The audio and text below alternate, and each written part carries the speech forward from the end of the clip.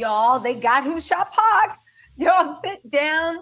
Listen, Keith D has been arrested. They got who shot Pac. And listen, if anybody, Suge Knight might have paid for it or anybody else, y'all, I would be so worried right now because listen, after 27 years, I would have thought I got away with it too. But apparently they did not.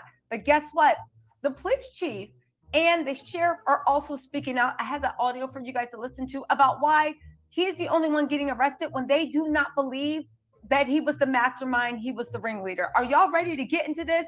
I'm just saying, if anybody paid for this to happen, or you know of anybody that paid for Pac and Biggie to go down, let me know in the comments who you think should be worried. I'm just saying, where's Suge Knight? Because I know a lot of people point the finger at an East Coast gentleman, but honestly, if that was me, I would be pointing the finger at Suge Knight because at the end of the day, he had the most to gain. And don't forget that Pac was rumored to be leaving his contract, I think, with Death Row. They were in a power struggle. Pac was the biggest one on there. And Suge Knight has shown he is cuckoo for Cocoa Puffs. Remember when he actually ran over somebody at a filming and thought he was going to get away with it? Yeah, I did too. Y'all, let's get into this. What y'all want to hear first? What the sheriff had to say? All right, let's go. They got who shot Pac. Y'all, I know a lot of people are shook right now. 27 years. But the thing is, Keith have been giving interviews all over social media saying this person paid him $1 million, this person paid him $1 million. I heard the rumors that he's been saying that like Puff paid $1 million. But like, y'all, let's be real. I don't believe him. Why? Because this is my theory. It's my opinion. I think Suge paid him. Suge had the most to gain. What? Puffy paid? Suge had the most to gain. Right? He had the most to gain. He was there when it happened. I mean, if there's not anything that puts a capital B on Bandit, this is basically the epitome of the Black community.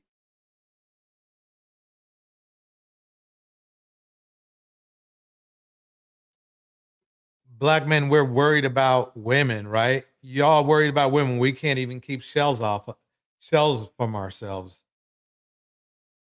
That's kind of sad.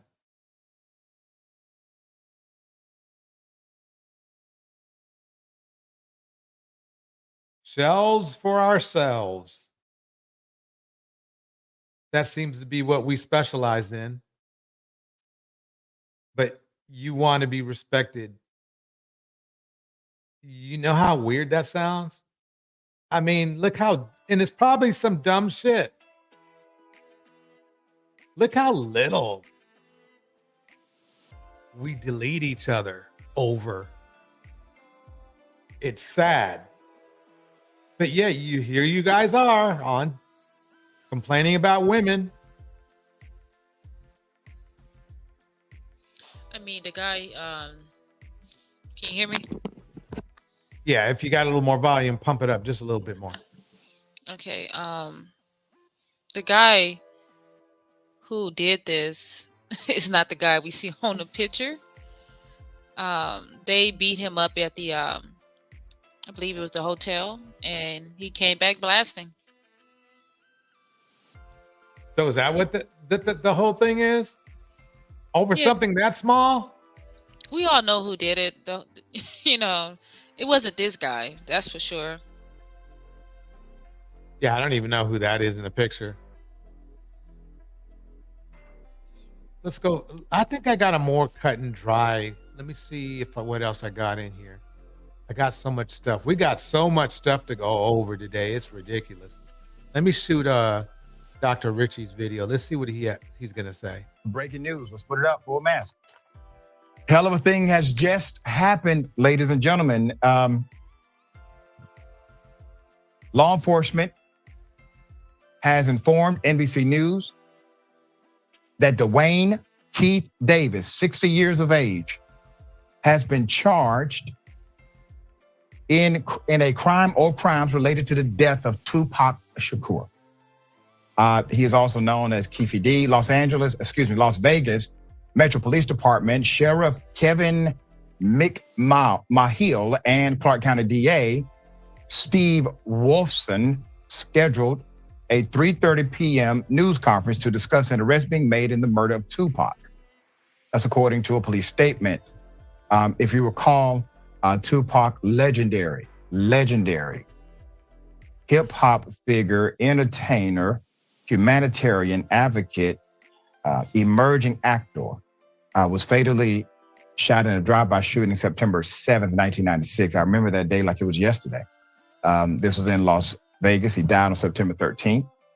Of the 4 people thought to be in the car that attacked Shakur, Davis is the last known survivor. Okay.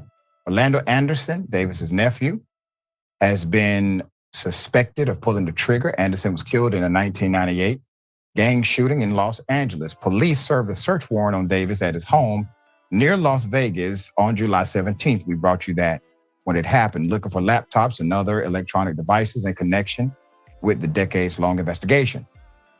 So this obviously will have a lot of twists and turns. Evidence has not been proclaimed to the public as far as what they have found, but it is going to be, well, a very interesting story if after all these years, they found evidence, finally, of the actual death of Tupac, who did it, how it was done and carried out. Now, let us not forget, a lot of, let's say, entanglement came out about the affiliation that many of the members had with law enforcement. I'm waiting for that narrative to unfold as well, because we know good and damn well that many of them were working for Death Row Records at that time and being police officers at the same time. That's a fact. All right. Senator, thoughts here. Yeah, 27 years, Doc, a very long time. And I know that the Secure family, Tupac's family, this has been gut-wrenching for them to want to know all this time who actually was responsible for the death of Tupac. So we'll be talking about this for a very long time. And you're right, we only know this is only scratching the surface of what is going to be revealed as time goes on. Yeah. I often think about, age creates maturity. But even in his young age, he was so prolific and would often come against his own establishment. He would often talk truth to power inside of the arena of hip hop and discuss how there's this significant manipulation of artists and artistry. And he was not afraid to speak to the powerful in ways that he felt was necessary. Right. That's deep. Well, let's see. Very much ahead of his time, Doc. I used to quote him on the floor of the Senate, all the time. I mean, he is the ultimate urban poet, if you will. Yes. Just a totally gifted young man taken from us way too soon. Way too soon. I'm going to leave it like that. I did find out some interesting things in reference to Tupac, but I'm just going to leave that out. You wonder, is it weird that they put this guy up like he's like a god? Tupac? Yeah. It's kind of weird to me. Well, basically to a lot of men, he is. Yes. This woman says she quoted his raps on the Senate floor. Yeah. That's unbelievable to me, but I mean, he was a thug, so. Trixie, something. Trixie says this. I'm sorry, but I think Suge Knight deleted him as a hit by the music industry. Yeah, it's quite the possibility. Is Suge Knight still in jail? Yeah, a lot of people made a lot of money on that conspiracy theory, Trixie. A lot of videos went circulating. Mm-hmm. It was a big old hype. Yeah. Well, we'll bring you more Tupac news. Well, let's see what else I got lined up here.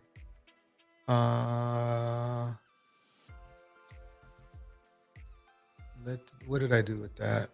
I got a special shout out though, George. Go for it.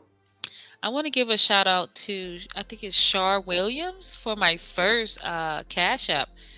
I'm not used to Cash App, so when I looked at it, all I seen was zero, right? But at the bottom, it showed something, so I clicked on it. It was $2. So I think Cash App, you have to cash out, I believe. Yes. Yes. Okay, so I want to give a shout out to her. Thank you so much. She's my bestie now. Yeah, right on, Shar. That's right. Both of us, by the way, take Cash Apps. You can see it in the videos when you play the videos. Where we just, we're monetized here, so feel free to do what you want to do if you want to. Let's play one more Tupac video. I'm trying to see. Let's go with this one right here.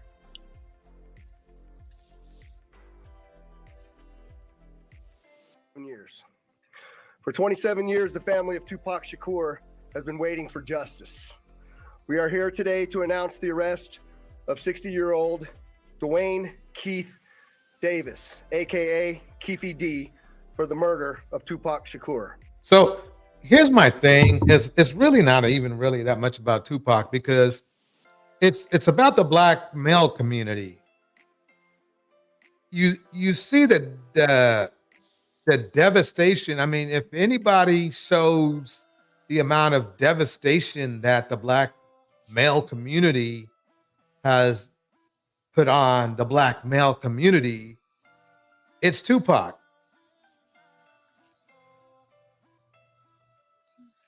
Men with such bad tempers, we could not even keep from deleting each other, to the point where it literally decimated the community. I mean, violence, who can operate in a community of violence?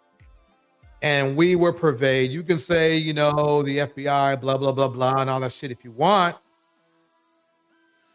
But we basically made sure that if they were doing something, if you guys want to be conspiracy theorists, right? You want to say that stuff, well, we made sure that shit worked, didn't we? We made it work perfect. Well-oiled machine, and still is. I like Benji's analysis of it. I see this as an attempt to distract Black America from the news cycle. I wonder what's really going on. Like, for real. Benji, unfortunately, right now they don't even need a distraction anymore. We're on autopilot in our community. For them, we're on autopilot. I mean, we're doing all the work they need to do. If a hate group wanted to get some information or find out how to hold us down, all they need to do is go to a Red Pill channel and they get everything they need.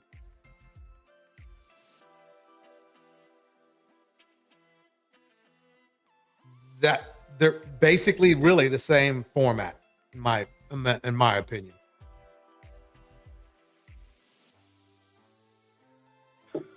Davis was arrested this morning by my LVMPD criminal apprehension team, and this investigation started on the 9th of September 7th, 1996. It is far from over. It has taken countless hours, really decades, of work by the men and women of our homicide section to get to where we are today.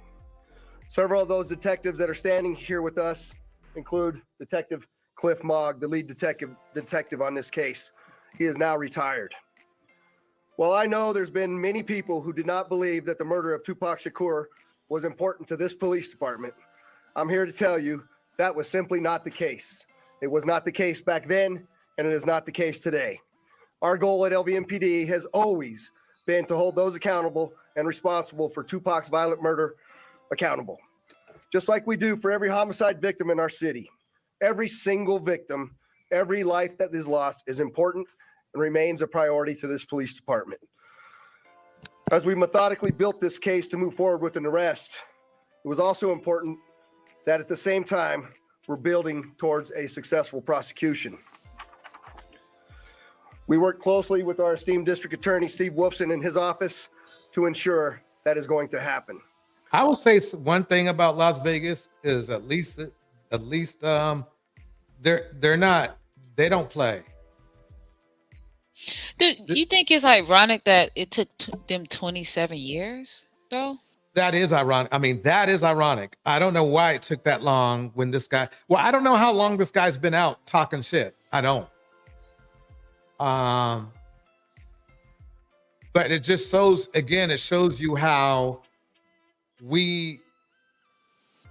certain, I can't say all of us, but damn, if you're dumb enough to keep telling people that you were part of deleting somebody, right? Yeah. Just for clicks and views. Wow. I mean, he really thought he was going to, that's a funny thing. It's really weird how super bandits really think that they can break the law and not go to jail or prison. Don't get me wrong, some get away with it, but it's amazing how many do that. I guess he wanted to be like a super thug. They got a lot of these old nig-nogs in this community talking that shit like they the super thugs and stuff like that. And you know what's funny?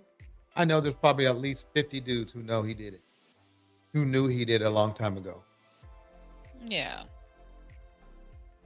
So you think him talking and dry snitching on himself went viral and got the Las Vegas PD radar kicking? I don't know. I think they just got tired of him. I don't know. You know what I mean? Shoot. It's like I think he was in prison. I think it's an important thing for Las Vegas because, you know,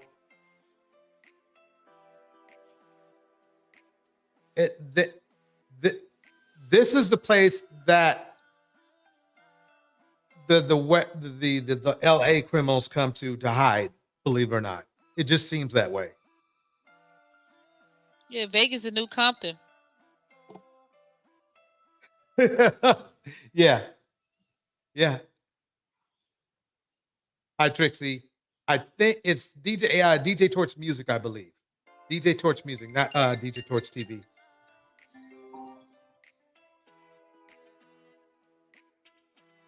Oh, he was in prison. Camo, damn. See, I wish Camo was up here. And then he got out and start let me drop this early.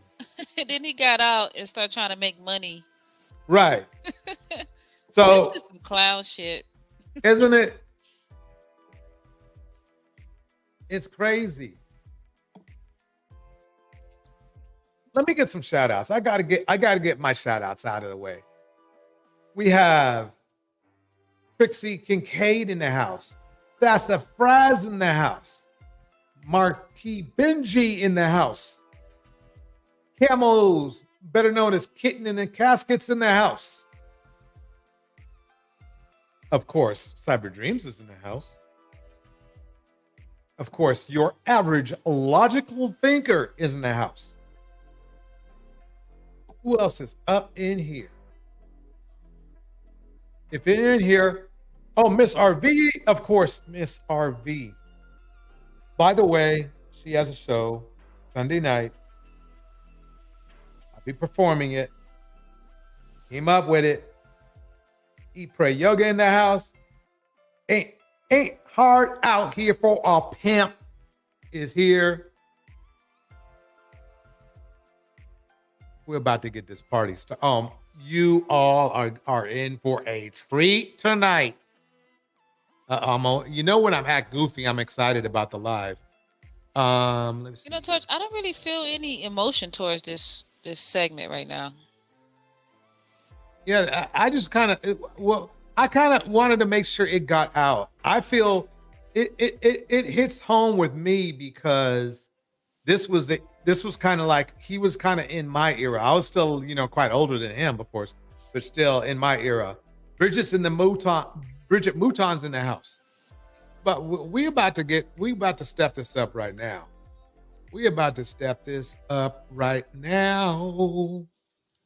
So let me get out of here. Drop that out. Drop that out.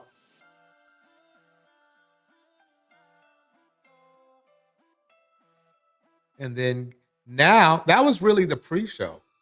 This is really, we're going into the regular show now. The regular show. Here we go. Hear me out. I have a very controversial thought. And a lot of people gonna come for me, call me and pick me like, okay, whatever. Controversial, more like sociopathic thought. But I digress. If more women were to be introduced to a brick to the face whenever they act out of pocket, less women will act out of pocket. What? If more women were to be introduced to a brick to the face whenever they act out of pocket, we the word in the house, less women will act out of pocket. Get your food! If you say one more thing, I'm gonna knock you out. Oh my God, I say one more thing, I'm gonna knock you out. If more women were to be introduced to a brick to the face whenever they act out of pocket, less women will act out of pocket.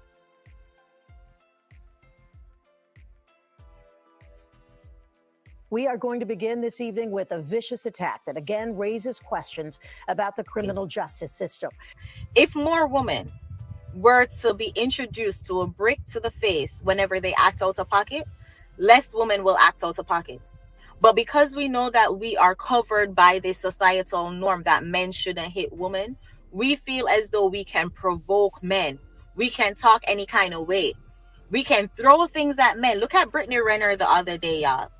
If this whole societal norm that men shouldn't hit women weren't around and Brittany had thrown that water on the guy and she knew the consequences of that would have been a nice solid brick or fist to the face, I bet she wouldn't do it. 6:14 now. New disturbing details emerging this morning in the deadly shooting of a woman who police say was killed by a former University of Alabama basketball player. If more women were to be introduced to a brick to the face whenever they act out of pocket, less women will act out of pocket. Mother, DeCarla Cotton, a man approached her daughter and started flirting with her at the restaurant. Harris declined his advances, causing an altercation.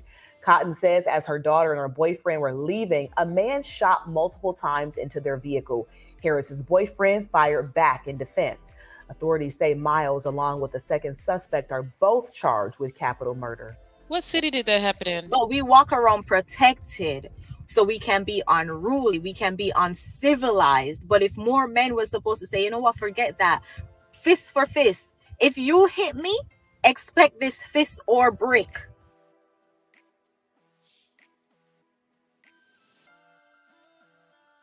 So all these dudes got guns in the cars then. Adios. Vaya presa.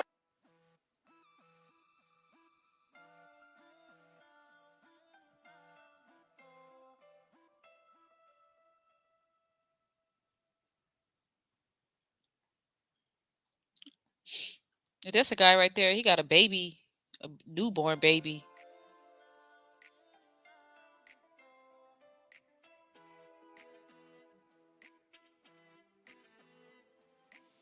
Quita, I think she's going to get her day because she shows her face. So it's just a matter of time with one of these guys approach her and she rejects him.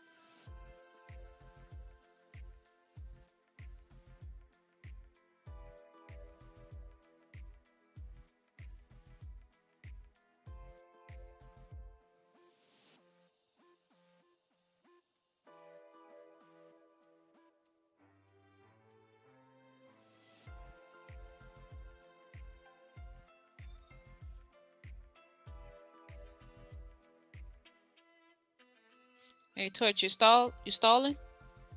Shit. Oh shit. My bad. My bad. My bad. I was trying to keep it together. Okay, so this is the breakdown. What is weird about, in my opinion, Chantel Simone's emulated sociopathic statements, at least that's how I see them, and very dangerous, by the way, is that she doesn't realize that men in general, not just black men, but men in general have their own definitions of a woman or someone being out of pocket. For example, just being told no by a woman to many men would be seen as being out of pocket, even if she was kind or nice about it. Because many, many men are sociopaths or narcissists or have a type of mental disorder that makes them see any sort of denial or resistance as negative, and i.e. being out of pocket. I consider Chantel a gambler. She's gambling. Yeah. I find it that it's weird that she would say something like that. It's a very extremely masculine phrase, what she said. Out of pocket was made by a dude. Mm-hmm. Mostly for dudes. In fact, gang leaders used it when they were talking about their opponents or when they found somebody to be an opponent. Oh, he out of pocket. We got to teach him a lesson. I mean, Torch, I understand her being against it, being against like the woman. You know, a lot of people came down her. They was dragging this woman who got hit with the brick. But for her to solicit other women to get possibly harmed, that's going way beyond normal thinking. Yes. It's a form of terrorism, what she said. She could put whatever disclaimer she wants on the video. It doesn't change that. It's like when somebody illegally uses somebody's content or photos and without and they put, you know, fair use, thinking that's going to save the day. Yeah, because why she didn't just keep it with what's her name? The old girl, the victim. She could have just kept it with her. Right. But for her to go, she could have just said, okay, she was out of pocket, blah, blah, blase, blase. But for her to solicit other women who have nothing to do with the situation, harm is ridiculous. You brought up a very good point.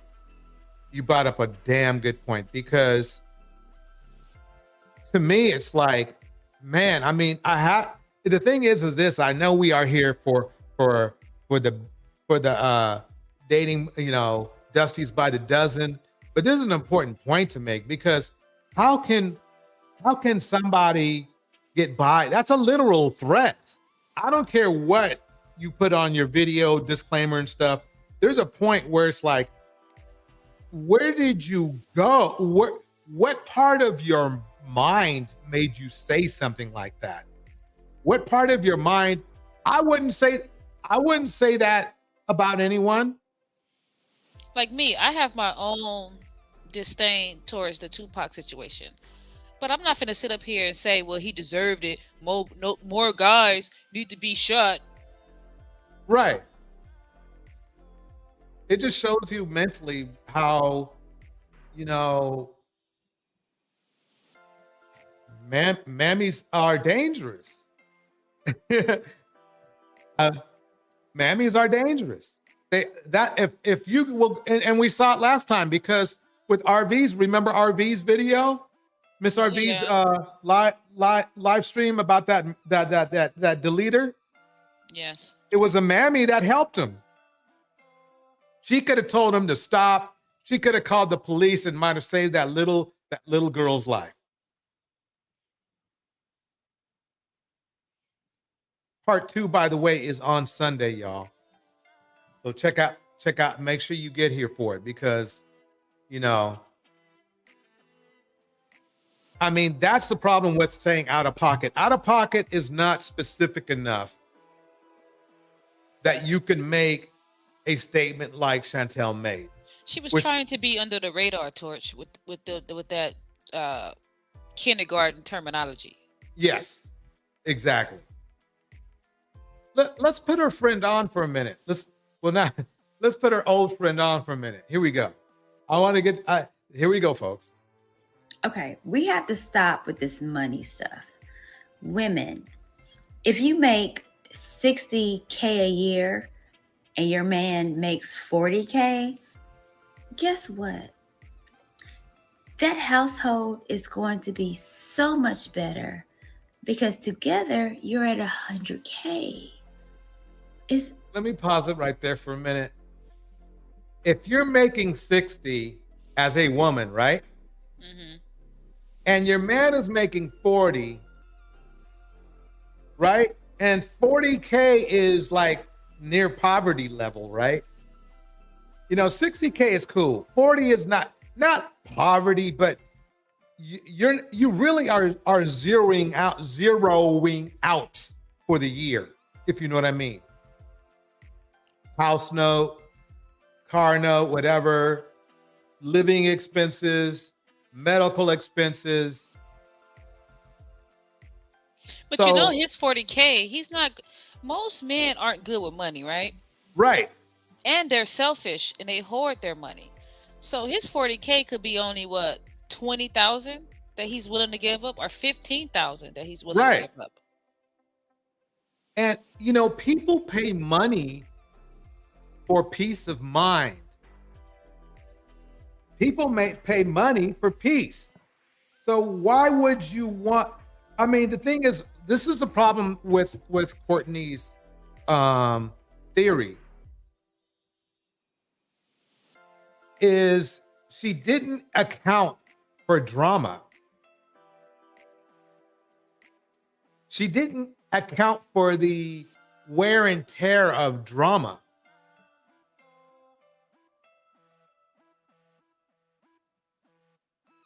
Let's listen what else we got to say. I don't understand why the math ain't mathing for the people. Men, stop saying that I don't care what the woman make. She could work at whatever and make nothing. No. In this time and age, you need 2 incomes. Okay? No, you don't. Not if you make enough money for yourself. Pretty much. I mean, money's money, right? But then you got to get with people who knows what money is. A lot of people don't know what money is. Right. Think about it like this. Think about how much money potentially Hallie will lose because of the misbehavior of her boyfriend, right? He's not even a husband. Oh, here's a better example. Shirley Strawberry. Yeah. Lost everything. But I still hear her on the morning show. I guarantee you she's gonna spend whatever she has left because she was evicted 8 times. Or was it 5 times? I'm gonna say 5 times just to be nice. She's bad with money. And he's worse, and Ernesto's worse. Welcome, Hazel Hamilton. Ladies, you got to be strategic with your money. You have to think about your future, and you have to have foresight when you're dealing with your money. Right. Trixie says this. Chantel is an idiot. If a man took all his strength and struck a woman with a brick, that would be attempted murder. Yes. If she doesn't have a weapon herself. Exactly. Bricks are quite the weapon. If you don't believe me, go ahead and Google and YouTube or like Google man or woman assaulted with brick and see how many of those and see how many you get. Bricks are almost as bad as they're not as effective as knives, but they're close. I mean, you can kill someone. It's called blunt force object. And they got sharp edges too. Yeah. Cain killed Abel with a rock. Trixie. Yeah, hey, I'm sorry, y'all, but if a man picks up a brick and tries to hit me with it, I'm shooting at your ass. Yep, please do. Just make And sure I'm hoping I'm there as a got your witness. paperwork, girl. Yeah. Hey, you need to. You do. So if you make 60K and she makes 40, then that's again 100K. You guys are making six figures in a household. So no, stop the BS. Women, stop it with, I can't be with a man that makes less than me. Well, yes, you can, because you do it on your own. So no, you need that, lady. What? Men, stop that.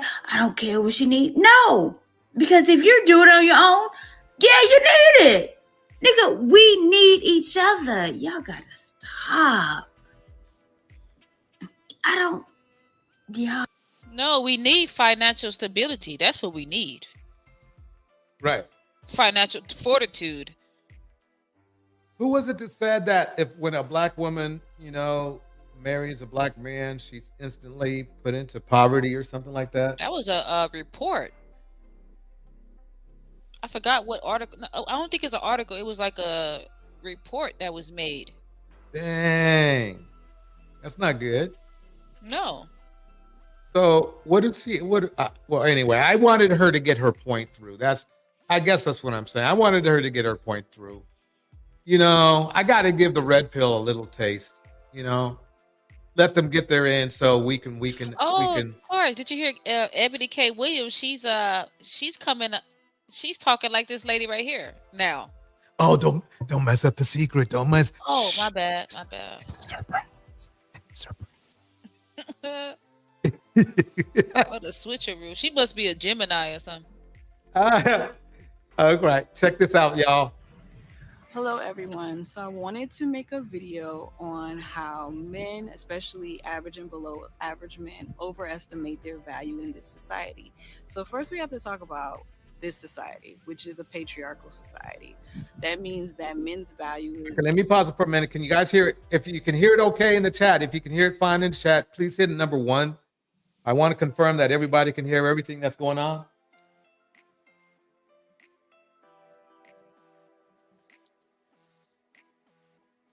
Based on what they can provide. I'm sure you've heard that many, many times. So that comes down to wealth, status, power. In general, that's what patriarchy has done. It has made a value system based on what men have. The other thing is patriarchal society has also taught men that they're important from birth, that their opinions matter, that they're automatically leaders because they're born male. These things are all influencing how men think. And now we have at a point where men, especially average and below average men, are not getting what patriarchy promised them, which is they should be able to get married if they have like a good enough job, or if they have, just a stable life. Like they feel as though because they're male, they deserve the woman they want. And suddenly you have all of these single men, especially older single men who, don't have very good income. They're not very attractive. They're out of shape. And they are online every day, angry at what they can't have, which is the woman they want, because they've been taught that they're valuable. When in reality, based on the system that we live in, they don't have any value. And so they're I believe what she's saying is this, that by default, men believe we have a certain level of value that has to do nothing with what our character is. But what I find is this, is men with good and high character, number one, are usually hardworking and make decent money anyway.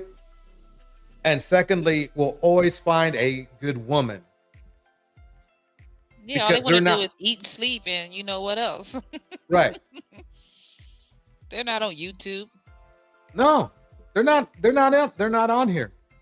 All the good dudes I know, they're not on here. They're too busy being good to somebody. They might glance at it, but they follow a lot of other things other than the degenerate stuff that we fighting against. Right. Well, Well, they're probably, they might be on YouTube, but they're looking on YouTube for stuff like, how to go fly fishing like me, or or watching videos on how to repair their Audi or something. You see what I'm saying? They're not on here looking for this would repulse them. They'd see 5 minutes of it and go, that's not me. Honey, let's go out to dinner, or let's catch a flight to some place. You see what I'm saying? Not because they have to try to do it. It's just they would be naturally repulsed by this. So you're saying that the stuff on the other side is a certain signal that attracts certain, let's say, vibrations in people? Yeah. Interesting. So basically it's like this. If somebody gets consumed by watching, this stuff but by watching Red Pill or watching negative stuff, watching whatever, revenge porn, whatever you want to call it. They have to understand they're attracted for a reason. They may want to get treated for it. If you just love it, if you just really into it, quite honestly, a lot of the stuff that we have to play, and we have to play it because we need to educate, is messed up. It's you have to play it though. You have to, you have to warn people, you have to educate people. And sometimes what you have to show you may not like. Luckily today is not one of those days. After we get through the education part, we gonna have some fun. Creative in the house, Miss RV in the house, Eat Pray Yoga in the house, Quita Ward in the house, Tevin is in the house, Sasa Fries is in the house, Hazel Hamilton's in the house. Where my best friend at? I don't see her. Where Camo at? I'm talking about Shar Williams. Where's Shar at? I give you your shout out. Camo, that's my girl too, though. Camo, my girl too, though. I can't shout out to You Can't Get Laid in the Clouds. Thank you so much for the cat's hat. We're gonna keep it going. Angry about it. That's why we're seeing an epidemic of loneliness amongst men, especially average income, average looking, below average looking. There's a lot of angry men right now online seeing women. They see the women. They feel like they have access to the women online. They see them, but they can't have them. And so instead of attacking this, we're about to see that soon, y'all. We're about to see it. That created this, which is patriarchy, they're attacking the women that they see they can't have access to. They're blaming women for not. There it is. There it is right there. They are attacking the women they cannot have. Thank you, Hazel. Everybody, don't forget to hit the like button. Don't forget to hit the subscribe button. Get us into that algo so we can make more interesting content. We can spend more money on gadgets to make the show better. In fact, we're trying to get a mic for Cyber Dreams. We're trying to get a microphone for Cyber Dreams. Yeah, because, I think I got a good voice, so. Yeah. I want to entice some people. Well, it's like this, let's put it this way. I'm going to make my first threat of the day. If y'all don't like or subscribe, no, not and or, both. Like and subscribe, I'm going to start singing. And trust me, you don't want to hear me sing. Here, I'll give you a taste right now. Let's see. What's a good song? Name a song, Cyber. What song should I sing? I don't listen to music. I stopped listening to music maybe 5 years ago. Well, something will come to mind. I'll start later. Here we go. Knowing I can Google something when they're not acknowledging that patriarchy taught them a lie. that patriarchy taught them that women are supposed to serve them or submit to them, when in reality, women are not supposed to submit to you. Women are not supposed to serve you. I don't care what religion you believe in. It's all a lie.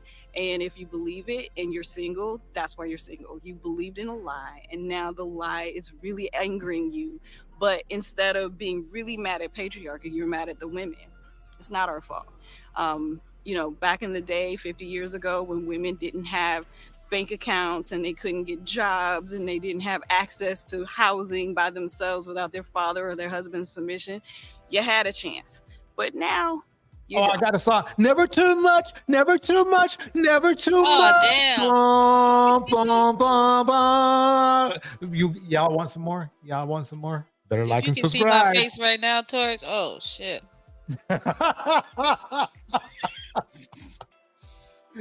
Well, why don't you try the what's that? Okay, you got sopranos, outtones. What's the deep guy? What's the deep? Baritone. Try doing it in baritone. 1 in a million. You. Shit. Well, how about that? How about that? Damn, Torch. I sound good. What? Creative, come on now. 1 in a million, you. Remember that song from back in the day? You don't? You aren't supposed to. You probably have my. Anyway, since I'm get them likes, get them subscribes up. Else I'm gonna belt out another one. I'll belt out another one. Okay, Benji said that Barry White tone. Yeah, that's what we need. But wait. Okay, wait. Okay, let me just keep playing it. Let me keep going.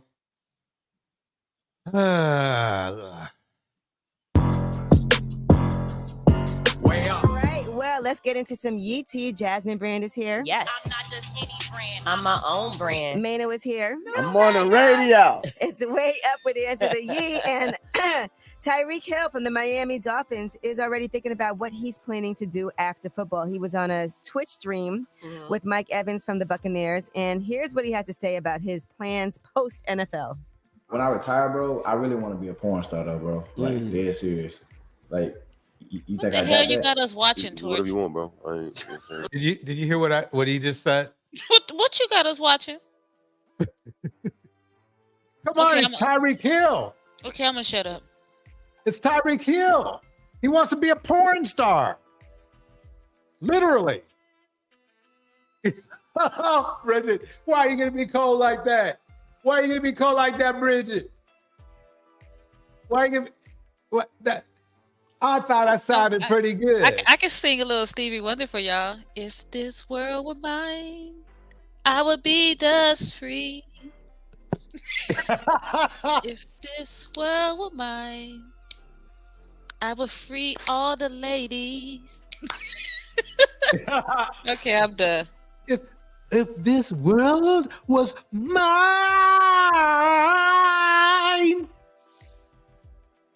I know y'all love that. Like and subscribe. It shuts me up. Like and subscribe. It shuts me up. He look like a tarantula. Kim Lee Moon in the house. Let me keep going. Why would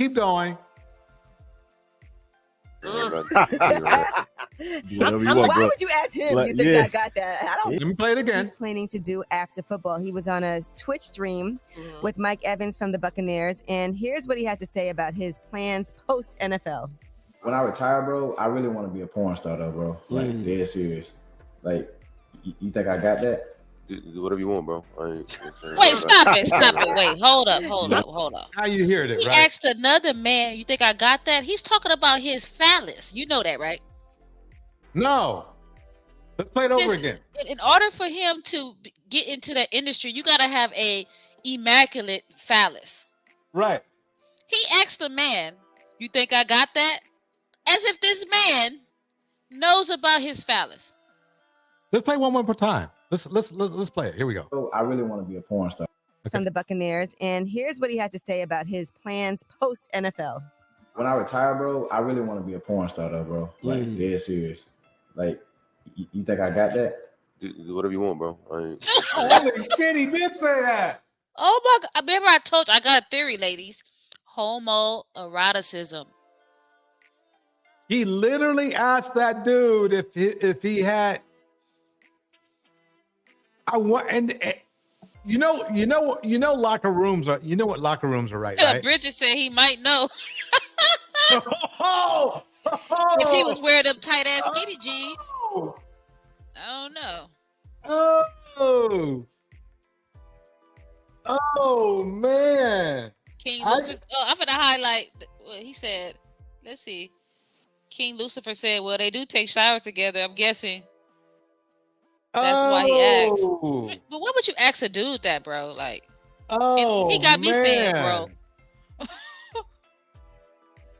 You know, we go over this.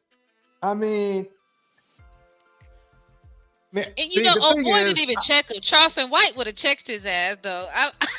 Oh man. I don't know nothing about your dick, nigga. I don't know. Nigga. You got me fucked up,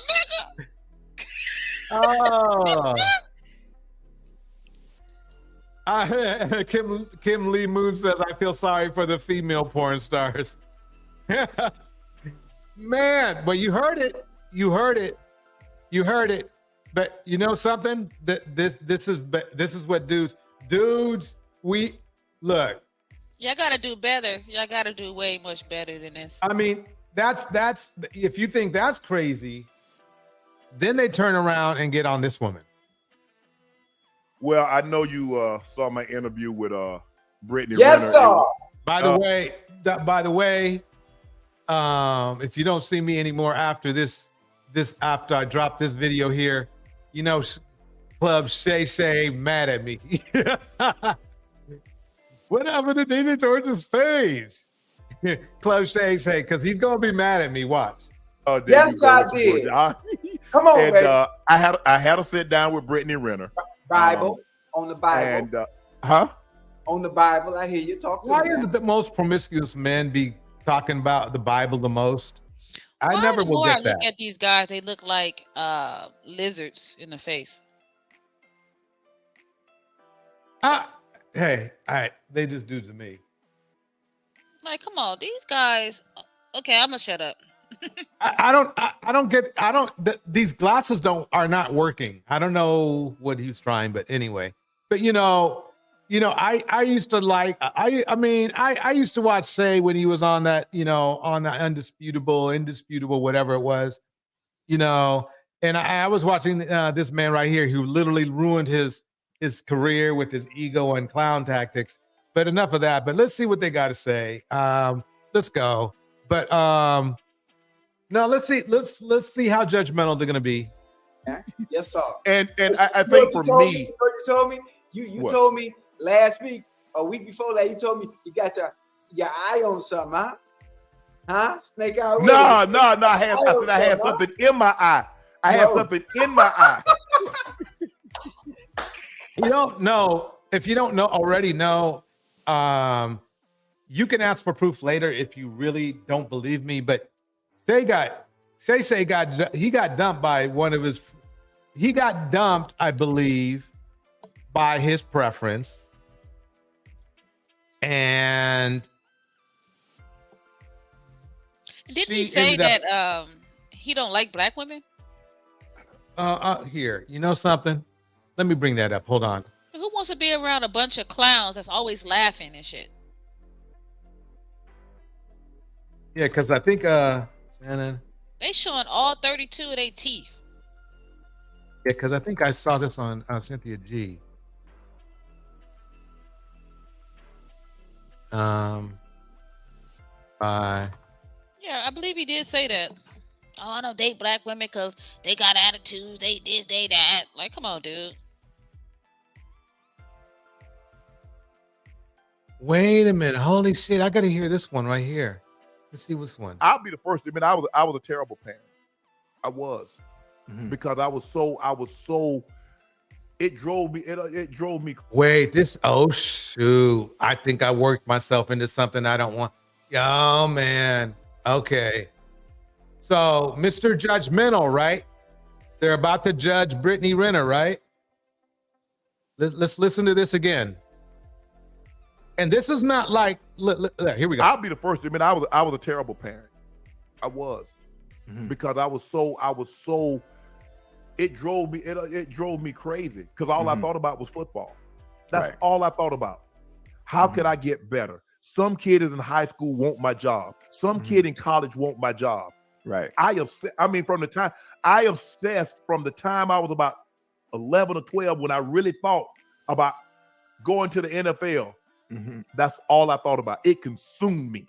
And I ruined relationships. No question about it, Ocho. I should have been married. No question in my mind. Now there we go. We getting somewhere now. I could have been married, but this is what I learned. Broke people, men, will lie to impress a woman. A rich man will lie to test a woman. You'll go broke chasing women, but you won't lose a woman chasing money. Right. So I had to balance that out. What type of nigga logic is this? What the hell? Right now we freestyling. we freestyling right now. I don't know what to say. I really don't. I mean, remember now, this man, let me tell you, Shay or Shannon Sharp, he's revered by black men a lot. Some of them call him Uncle Shay Shay. They love him just about as much, or at least as much as Kevin Samuels. And I never could understand why younger men would pick a role model who's been horrible in the domestic arena. Exceptional football player. They understand nigga bonics. Yeah. But think about it. Yeah, Uncle Say. Yeah. I don't have to per se, as they say, I do bash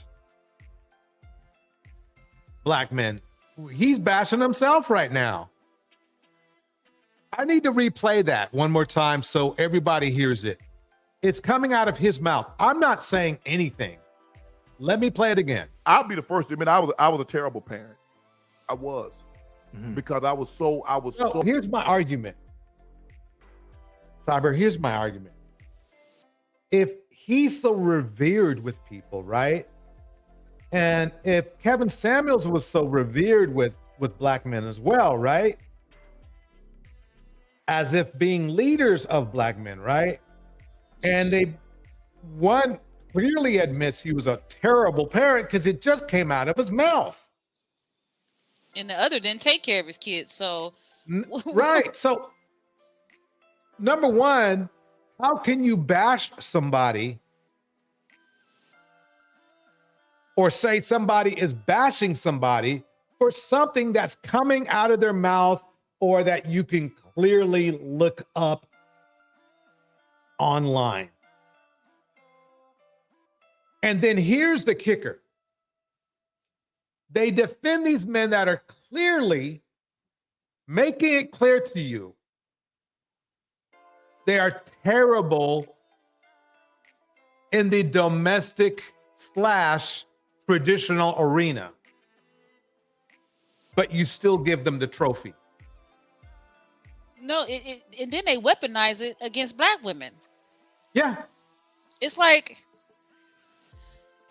an insane person. Einstein said, if you continue to do something over and over, looking for different results, you are insane. So, ladies, if we continue to deal with these men over and over, looking for a different result, is it safe to say we are insane? Exactly. Bridget says, was he about to cry? I think so for a second, but he choked it up real quick. That's cap. Let's listen to him again. Here we go. Because it's important I play this because he is going to be the one who's going to be speaking on Brittany Renner here in a minute. And it's important to know where he came from first. Because remember now, what bothers me about this genre we're in is nobody uses a benchmark or a measurement. Here we go. I'll be the first to admit I was a terrible parent. I was. Because I was so it drove me crazy because all I thought about was football. That's all I thought about. How could I get better? Some kid is in high school want my job. Some kid in college want my job. Right. I obsessed from the time I was about 11 or 12 when I really thought about going to the NFL. That's all I thought about. It consumed me. Stop it, Torch. I ruined. Now he's saying something that without saying it. Can you imagine? Okay, first he said all I cared about was football. Can you imagine how he treated his kids? If all he cared about, all he cared about was football. I mean, I can see layers of abuse there, layers of neglect there, all type of shit. And yet he's the leader of men. Let them tell it. They weaponize marriage and the possibility of a family and children against women.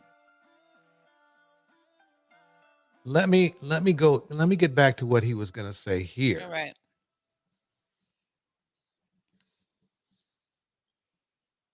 Okay. Let's see what they're going to say about Brittany. Here we go. Well, I know you saw my interview with Brittany Yes, Renner. sir. There Yes, you go. I did. Come on, and, baby. I had to sit down with Brittany Renner. Bible on the Bible. And on the Bible. I hear you. Talk to me now. Yes, sir. And I think for me, you told me you told me last week, a week before that, you told me you got your eye on something, huh? Huh? Snake out. No. I had something in my eye. I had something in my eye. But all seriousness, I know the clip that made headline when she said that she had 35 partners, and people like, well, that ain't. But my thing is, Ocho, you have to understand. He said 35. That's it. And it's funny to me because the thing is this: really, numbers shouldn't have mattered at all, really. But what they were trying to paint Brittany as a 304 for years, right? Well, she's not that old, so not years, but years. She said she has 35 bodies, and I dare you to tell me a 30-year-old man that doesn't have that. We know there's incels and that kind of stuff, but by the stats that I can bring up, if anybody asks me for proof, black men are 3 times more sexually active than black women. So my whole spiel today is to ask black men, if you are calling a woman who clearly has less numbers than you a 304, what does it make you?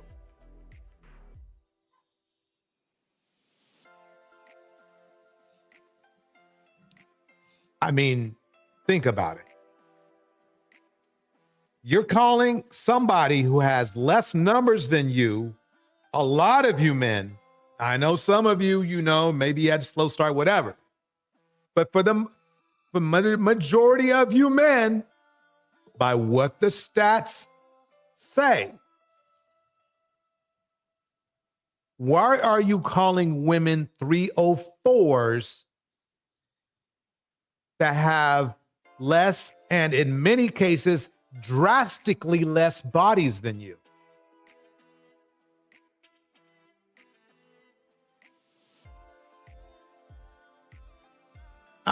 I'm going to let it just kind of pause for a minute because I want you guys to think about that. Because I'm about to say it one more time. Because in the back, subconsciously, they know that women are sacred, right? So for them, they know they're not shit. So if they don't, most men don't value their own bodies. We can look at the stats with the HIV and the STDs that's on the rise in that community. So to judge her on her body count is telling me that they wish they was part of the 35. They wouldn't have a problem with it if they were part of the 35. But because they're not part of the 35, they got an issue with it. Exactly. You nailed it. So how body count became I think it's really, quite honestly, just another way to shame black women or Pretty women much. in general. No, shame black women. You said it right. But the stats doesn't show. Right.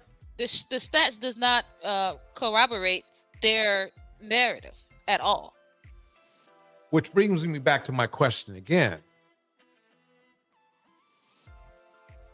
If you have, on the average, 2 to 3 times more, fellas, more bodies than black women in general, by the stats, okay, that I can pull up if you want me to, but I'm not, because you didn't ask me, because you know. So you have 3 times as many bodies, and yet you want to shame a woman about her body count or call her a 304. Think about that. So by common logic, that would make you a 10-12.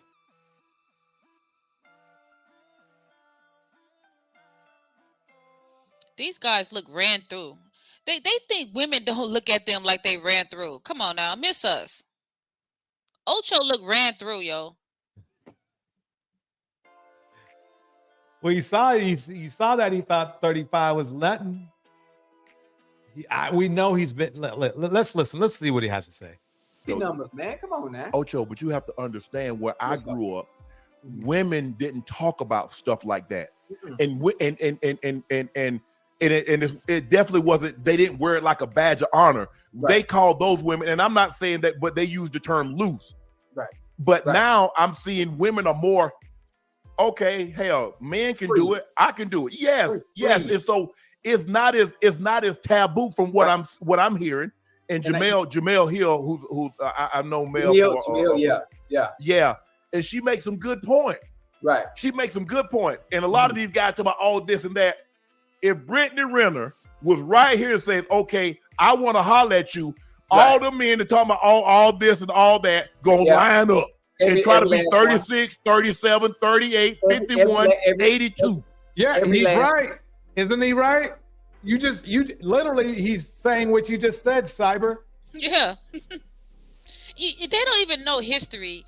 Before all of this system of patriarchy and all that, women did what they wanted to do when they wanted to do it.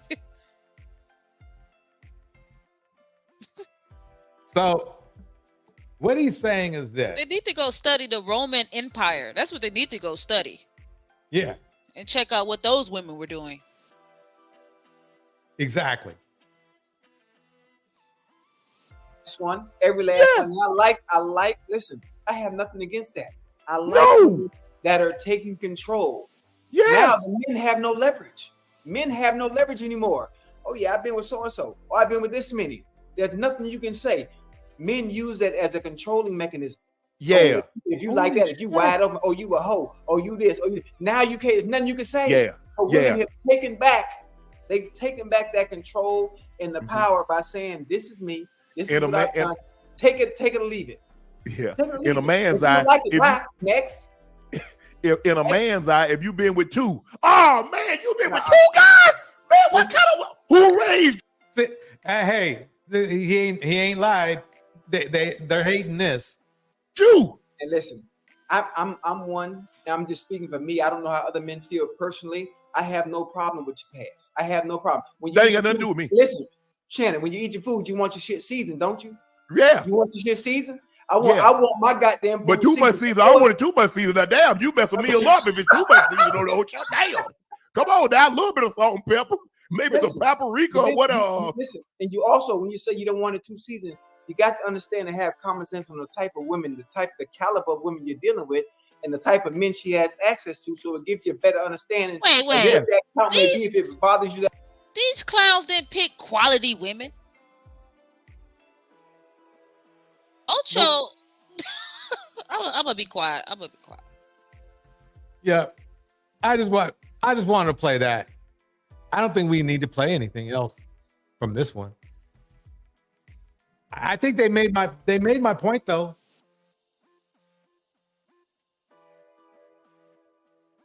They made my point.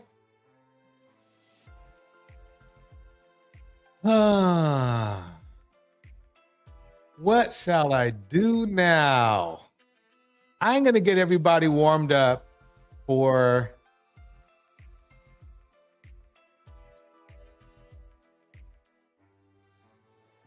how did that stay in there? I thought I got rid of that. Let me go down here.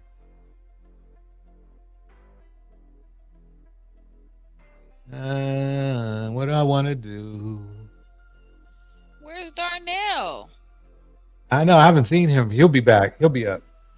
He been doing his Lauren LaRosa. Oh shit! I better not do Breakfast Club first because he been in them streets though.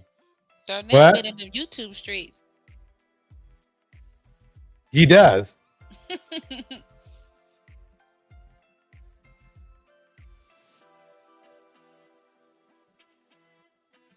Let me go with this. Oh man, so do you guys remember Eboni K Williams? Well, 4 months ago, she had the internet gender wars going crazy after she started the bus driver situation, where she said she would not date a bus driver after speaking to Miss Iyanla Van Zandt. Would you date a bus driver? Would you date if he owns the bus? If he owns it. If he owns the bus, See, that's a problem. That's a problem. Well, today, Miss Eboni K has spent the block, no pun intended, and she's telling the truth to young black women. Check out what Eboni K got to say, then we'll come back with some light commentary. The reality that needs to be said out loud is that as black men age, their desirability increases. Thus, their optionality of women is always. Wait, what did she say? Wait. Let me hear this. Straight up lie. It needs to be said out loud is that as black men age, their desirability increases. Thus, let me pause that right there. I need to stop it right there for 1 second. And where did I put it? It might not be a lie. Only black women, the mammies and the pick-mishas, would pick an older man that have nothing. Or he preys on a younger woman with all of the lies and shit that he say. Where did I put that? Where did I put that?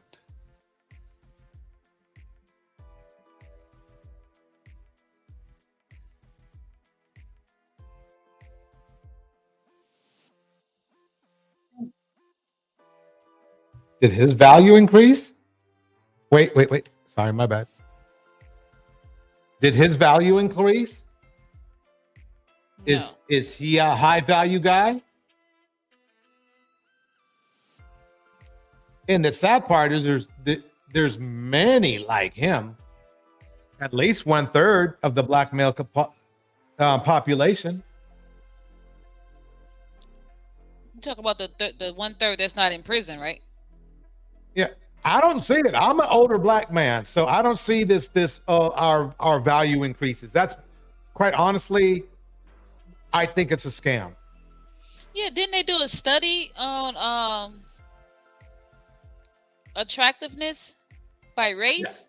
I'd love to say that my value increases. I mean, of course, if your money increases, then it, Oh, I see. Okay, so Eat, Pray, Yoga is saying men in general. Yeah, I could see men in general. Yeah, not not black men. Yeah, because what? Look, how many Ernestos do we all know? Too many. See, the problem about the manosphere, black manosphere specifically, is we try to take credit for men in general. Like when Kevin Samuels was saying men built this and men built that, it wasn't us. If we did build it, we built it because we had somebody was whipping us. So well, we all know what man she talking about. Come on, let's not be naive. But did you notice how the commentator in the video was trying to say, "Oh yeah, she telling the proof," not telling us that who she's specifically talking about are men that do not look like him. Yeah, increasing where the nursing home. Yeah, let's keep going.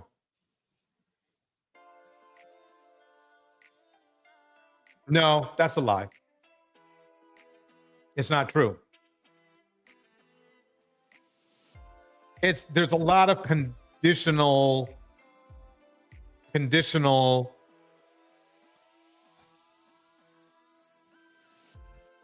things. Dang, that word I needed.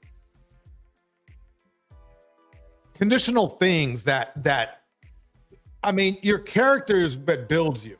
See, what's the problem I'm having already is people are trying to see men as men and women as women when men by default do not get better. There's some men who get better, some men who don't. What woman really wants a man who gets older, gets more diseases, has a pot belly? You know, there are some older men that take care of themselves, yes. But for the most part, at least by the stats, we do not. So Hazel says she said black men. I thought I heard her say that too. She said black men? Oh, okay. I'm about to tear this apart. Here we go.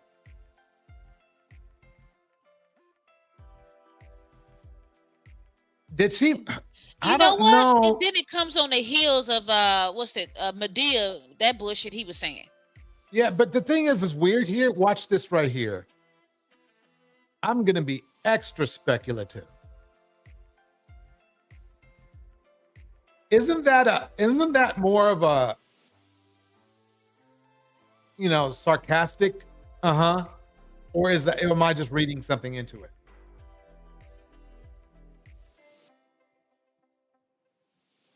Let me keep it going.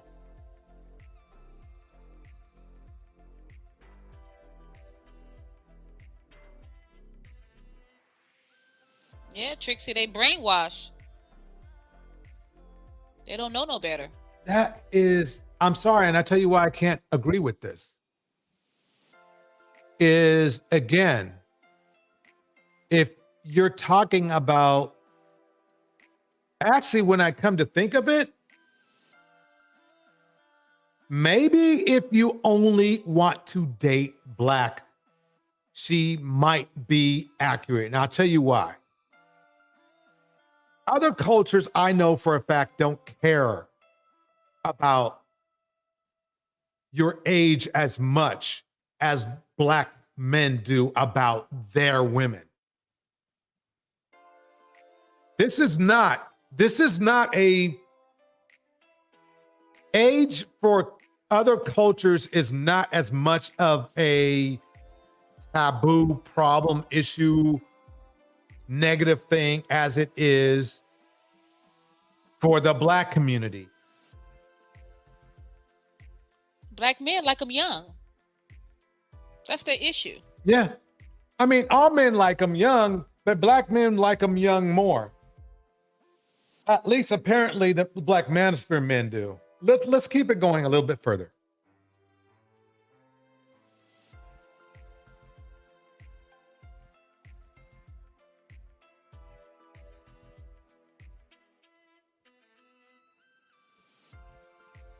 And the only reason that is because that's all black men we thinking about is fertility and sex. Listen, I just had someone come in my DM, a white guy. I told him my age. It didn't bother him at all. No. And that's the point I'm making. See, what's going to happen is that if us black men continue to do this, we're going to price ourselves right out of the market. Caucasian dudes are going to say, hey, shoot, you know, black women, they're kind of looking my way a little bit more now. They're looking my way a little bit more now.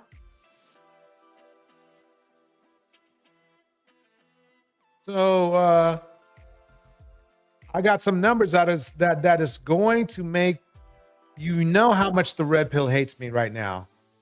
And I'm going to bring up some numbers that they're really going to hate me. And I'm just bringing up facts. By the way, welcome PAX. Here we go.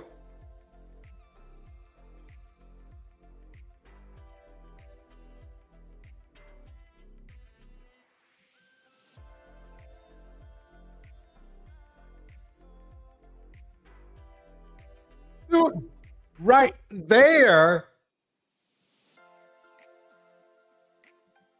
Oh my God.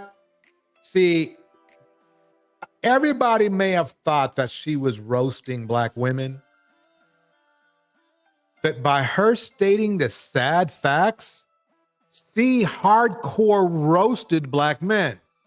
Let me play that again. Everyone missed it but us. Listen to this again. She didn't mean to do it either. She didn't mean to do it. It's not on the screen. Oh, shit. Thank you. Okay. Let me play this part. Younger black women to seek marriage and partnership in college or right after, if that's what they... What? The reality is that our marriage and partnership market value is depreciating with every passing year. No matter how good... In the black community. She forgot to put that in. Let me keep it going. But we look, no matter how fit we are, men are still seeing primarily our presumed dwindling fertility as a knock against us. She's being nice. What she's saying is that black men only think about sex and making babies. I don't like the fact that she's saying that the sexual market value of women that are educated and career orientated is, you know, I can't even say. Let me stop you there. The fact that there's no such thing as a sexual marketplace. So why is she using it? Creepy. It's just, there's just not. That's what somebody who's right now, couldn't even take care of his own health said. Got it. And speaking of fertility, that is another reason that I want younger black women to seek marriage and partnership in college or right after, if that's what they choose. Because the number of college-educated black men is so low when compared to black college-educated women. So we know they're talking about the black community. Right. But let me break this down for you. I want a little pause here for a second. I'll tell you why. You need to listen to this again. We're missing this. Listen closely.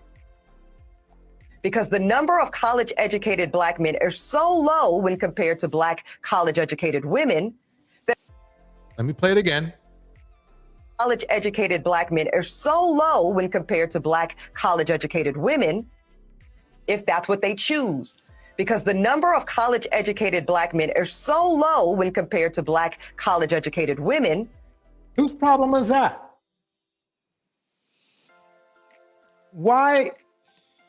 Whose problem is that? That's not a black woman's problem. No. But you know, I see a lot of these young women on TikTok, they're not dating black men.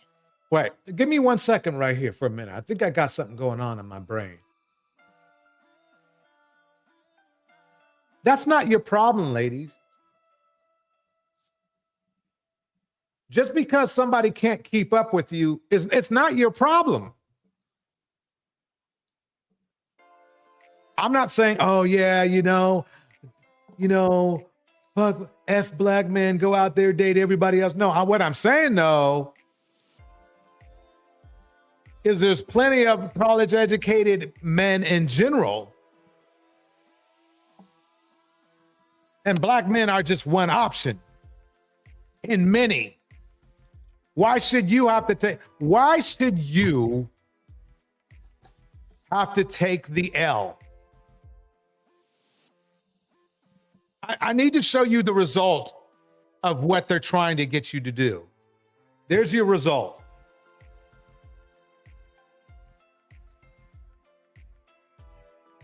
I'm not trying to sell you on interracial, whatever like that.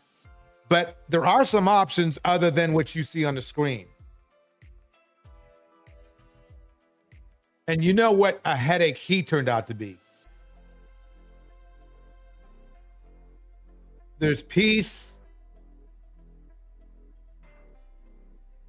There's enjoyment of life. And quite honestly, a man who will be in love with you and just may not necessarily look like you. That's it. That's all I'm going to say. So do you want this that's on the screen that's supposed to have high value? Or do you want other options? It's up to you. The one thing you need to do is make sure you don't get what's on the screen right now.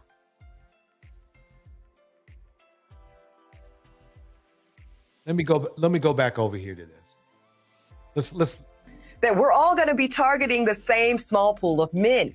And as we heard today, on most campuses, there's like 7 black women students for every 1 black man student. So that tells, you know what it tells me? It tells me that black women are 7 times more successful in college than black men.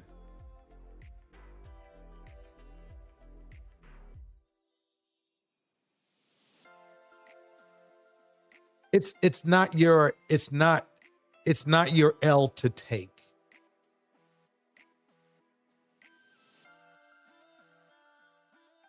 Out of that, and those black men are probably the ones that are eligible. Half of them probably chasing after some other culture too. So why don't you? Don't be if you're specifically not dating out over cultural guilt. You need to let that go. If you're just convinced that you just love black men, nothing wrong with that. But what you do need to do is be patient as fuck. Because it might take a while. Patient. You have to be patient and extremely selective. I think it's the fear. You don't want to end up with this dude right here. I think it's the fear. Honestly, black women are attracted to other races of men. I just think it's a cultural fear. They fear that they're not going to fit in, or the man is not going to understand you. It doesn't matter about your culture. Just be a woman. Exactly. Focus on character and ideology. Yeah, otherwise, you'll end up with this dude. You'll end up with this wreck. You will end up, I guarantee you will end up with this dude right here. I'm not saying that I think you will. I'm saying that you will. I'm saying that you will. Look, this is what you're going to end up with. Fit like this. I hate to break it to you, but this is what you'll end up with.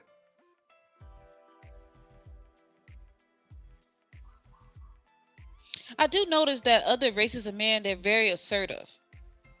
And it might come off like, is this real? You know what I'm saying? But they say what they mean. Well, they know the one thing that a black woman has is that they know that other cultures know that black women are loyal to black men, right?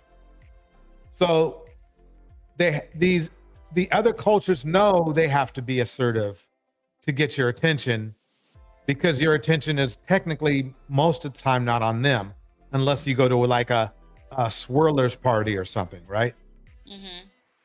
So, and they're willing to compete. Here's the scary part.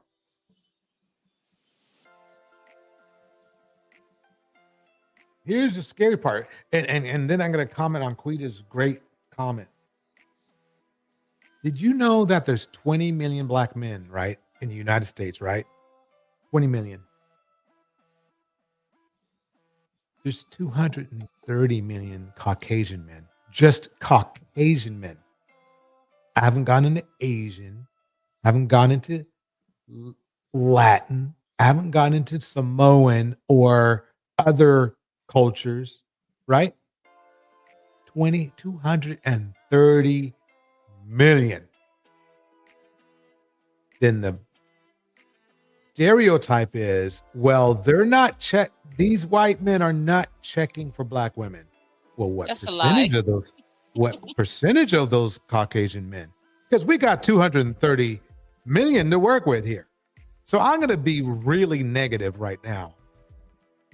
Let's say 200 million Caucasian men are not checking for black women, right? It still leaves 30 million Caucasian men that are checking for black women, right?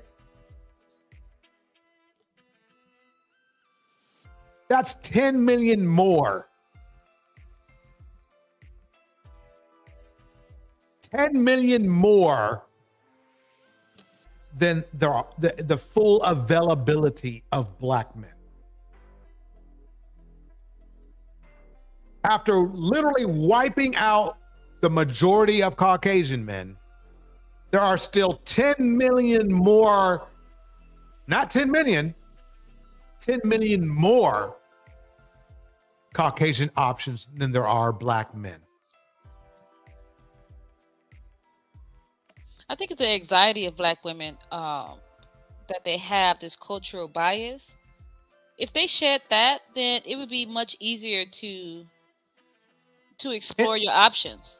And the key to exploring your options, really, believe it or not, it's not to purposely marry or date out in other cultures.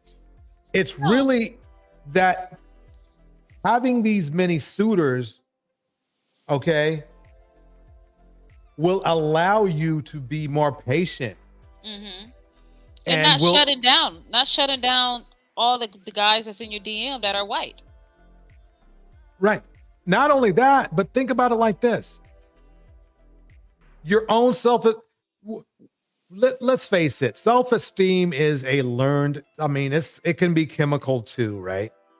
But it can be a learned thing too. If you have a lot of men treating you good, right? You're probably going to start feeling better about yourself.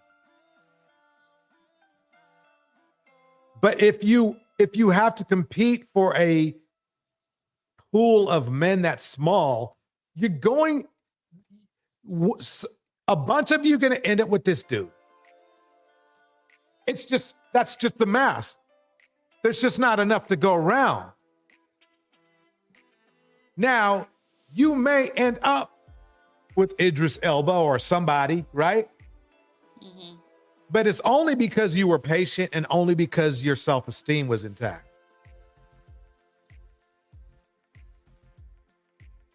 There are good black men out there, but most of them are taken and good black men are outnumbered by this dude right here. This man right here, there's more of this guy right here, right now. There's no other way to put it. And some of them don't like women. I know a guy he's a great brother. He doesn't like women, but it's odd that he flirts with me every time he comes around me. Like I be confused. Well, some of them like to bounce around. I don't know. He full out, but for some reason he flirts with me every time he comes in my presence. Yeah. And see, this is the funny thing. Somebody says, look, somebody goes, that's untrue. What's untrue about subtracting the majority of Caucasian men from the dating pool of a black woman and still coming up 10 million more? There's nothing you can say. There's nothing to say about that. And that's just white men. I haven't even got to the other cultures. I ain't even got to them. Oh shit, not this thing. Hold on one second.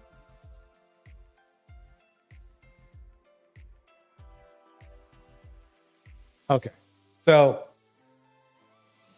that's the only point I'm making. It's not more about interracial dating as it is about focusing on your self-esteem and not allowing people in your world like Ernesto here to destroy you. He literally destroyed this woman. And 3 more. Prior to Strawberry.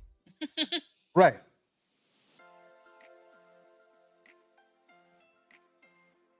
Prior to it. Yeah. Ladies, you gotta go get up. You gotta go purchase Queen the 41 Shades of Man book. I'm telling you. You gotta go pick up that book. Right. Ripside says this. Excellent argument here.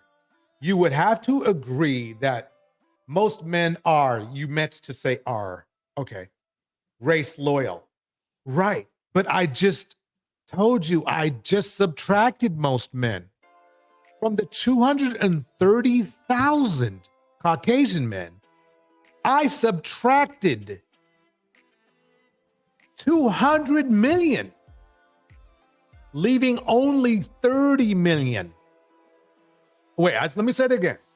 Out of 230 million Caucasian men, I subtracted the majority, 200 million Caucasian men. And the result of those men would be attracted to black women. That measly as a result of 30 million Caucasian men.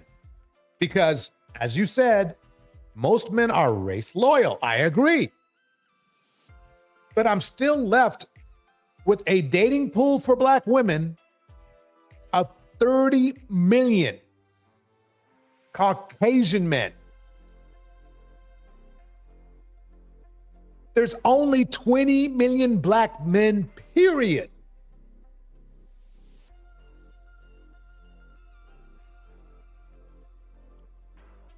If black women fell in love with white men, black men would be in big trouble. I mean, they would be a non-factor. It's that simple. It's really, I mean, the math is there. It's really up to and see, I'm not saying go run out there and get yourself a white man. What I'm saying is you should feel empowered that you have that option out there.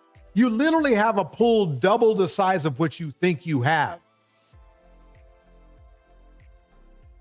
I think a woman should be empowered. A black woman should be empowered anyway, because we out here winning, ladies. Black women are winning. Be empowered by that. But also, if you want to have a relationship with the opposite sex, you have to consider dating out. And then Bridget says this, good question. Did he have his own money? I'm not sure but I know that at least by the stats. She's talking about Strawberry Guy. Oh, no, the money that Mr. Not Strawberry, but wait. Did he have his own money? No, he didn't. Because not only did he not have his own money, but he was so negative in the books.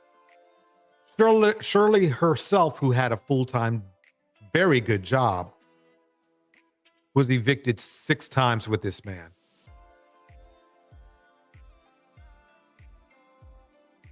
He doesn't have his own money, but he does have he doesn't have his own money, but he has one hell of a Rap sheet. Criminal record. That's what he does have. That's what he does have. Let's see here.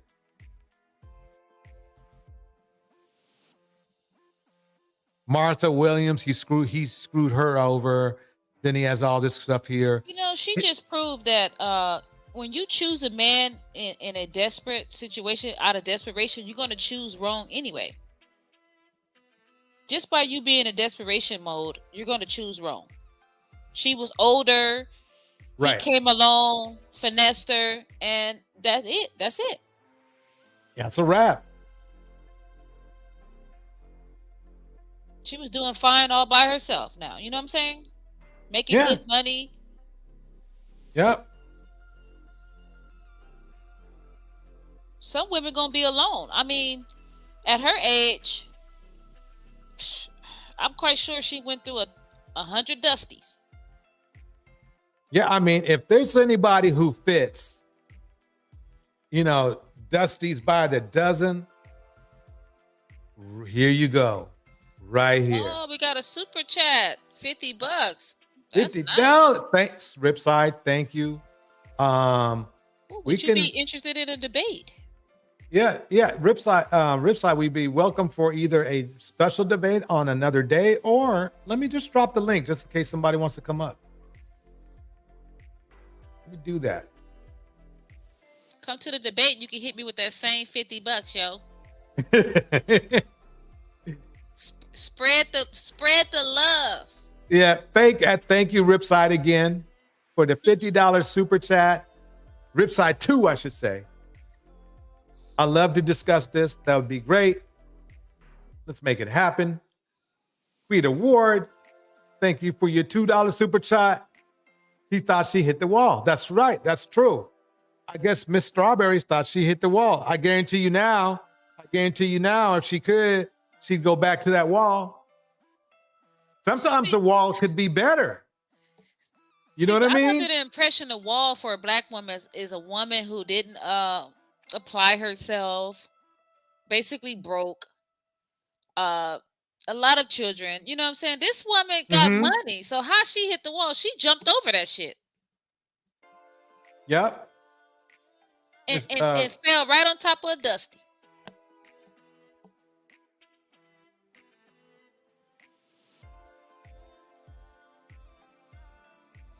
I am so serious about having a conversation about this that I even put the email for to communicate, just in case you would like to discuss it in another, if not in this one, not in this live, another one, you know.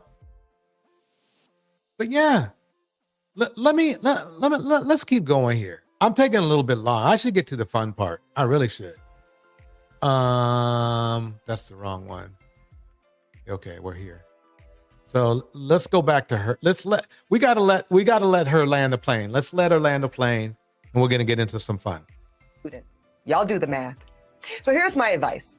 If you are a young black woman in college and you know in your heart and in your head that you want to prioritize family, I suggest that you simultaneously pursue that MRS degree right along with that BA or JD. Because the handful of black college-age men that actually do desire to get married soon, and they do share that value system, and family is a priority for them too, y'all, that is an incredibly small pool, and it's shrinking as you get older. And by the time you reach my age, 40, you will be faced with different choices relating to life partnership and motherhood. Number one, see, that's the funny thing is, why would you wait till 40 to think of your other options? Which she didn't. She didn't. I mean, she was. Let her land that Malaysian airline plane so he could disappear, Torch. Now, I'm not saying that delaying marriage or motherhood is a bad option, but it's one that comes with its own consequences. And our women deserve to know on the front end of their decision making instead of on the back half. Now, I'm gonna keep it G with y'all. I'm impressed. Let's go. Want to hear this dude? A round of applause. Yeah, feel that. I want you guys to hear what See, this is my thing does. right here. I can't take one statement that someone has and make that statement their personality.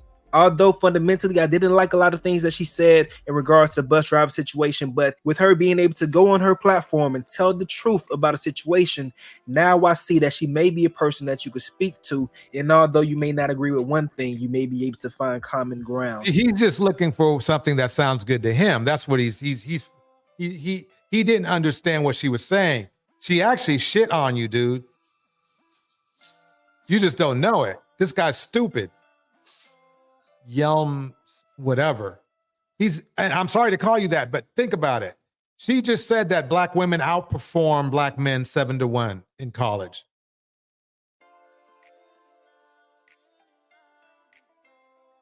She didn't say to marry Pookie or Ray Ray either. She basically told you in reverse that black women are better off dating out.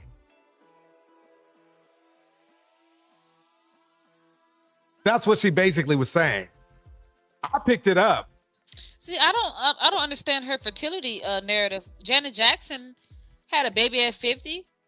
No, that's red pill terminology. That's what that is. The only men that I know that are obsessed with fertility are black men. No, red pill black men. The men that I know who got married, they weren't like, "Are you fertile?" They weren't asking their friend, their wives, "Are you fertile?" They weren't. That was not even in the conversation.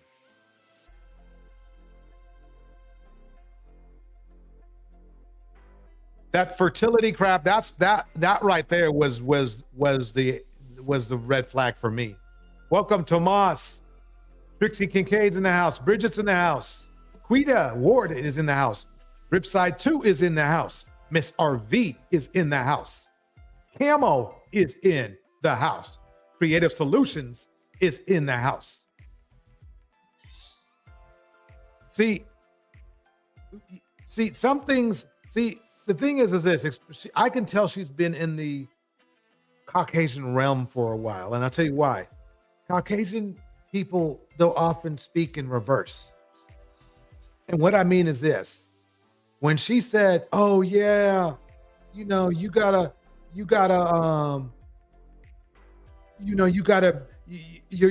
options are going to be very low in college.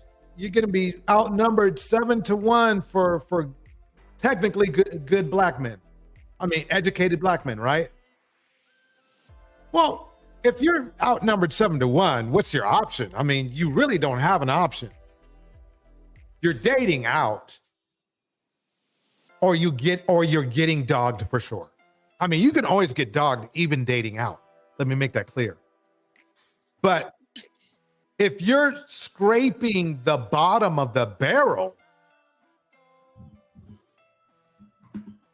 then for sure you're gonna pick up Mr. Strawberry.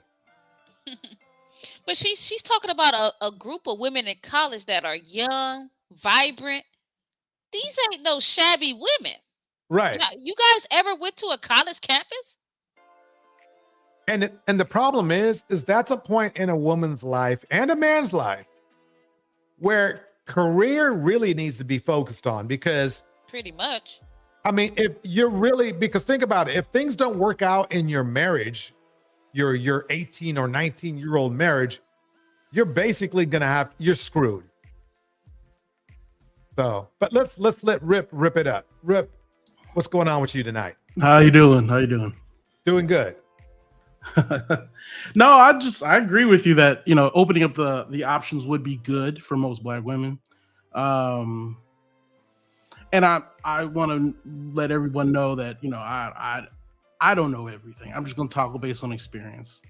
I went to HBCU for undergrad and graduate school. There's some time in there where you can build relationships.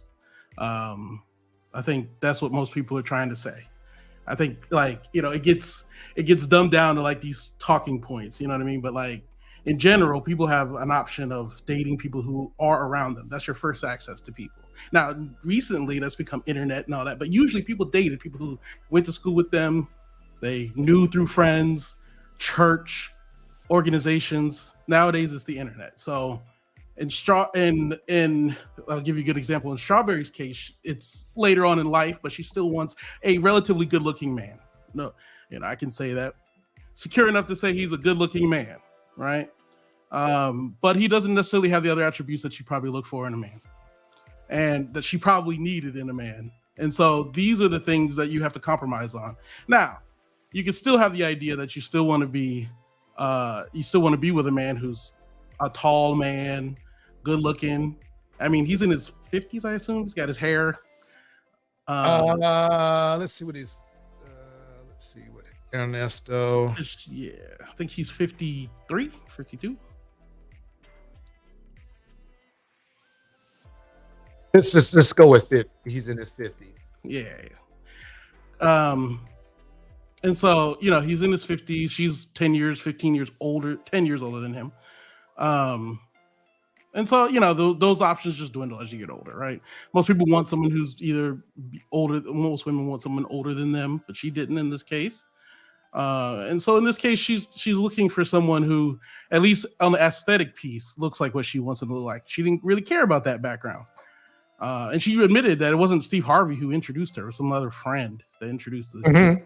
Yep. So, I mean, if Steve Harvey had picked him, he might not look so good. Steve Harvey ain't a looker, even in 1990. And I ain't a looker either. I'm just saying, but Steve Harvey ain't no guy you would do a second look at the family. No, not a bit. So I mean, I'm very frank. So if anybody has issues with that, I'm just a very frank person. So, but I ain't either. So what I'm trying to say is in his estimation, it looked like, in my estimation, it looks like that she was like, okay, I want the aesthetic piece. I'll help him build up whatever it is he needs to build and all this kind of stuff. No, go after the hypergamous man. Yes, those need to be priorities in there, but you probably gonna get 80-20 of it. You know what I mean? The other 20% you might not get. That might not be all your hair and all your teeth. Right. The problem is she got 20-80. Yeah, he might read with his finger. You know what I'm saying? Your question, Rip. Oh, go ahead.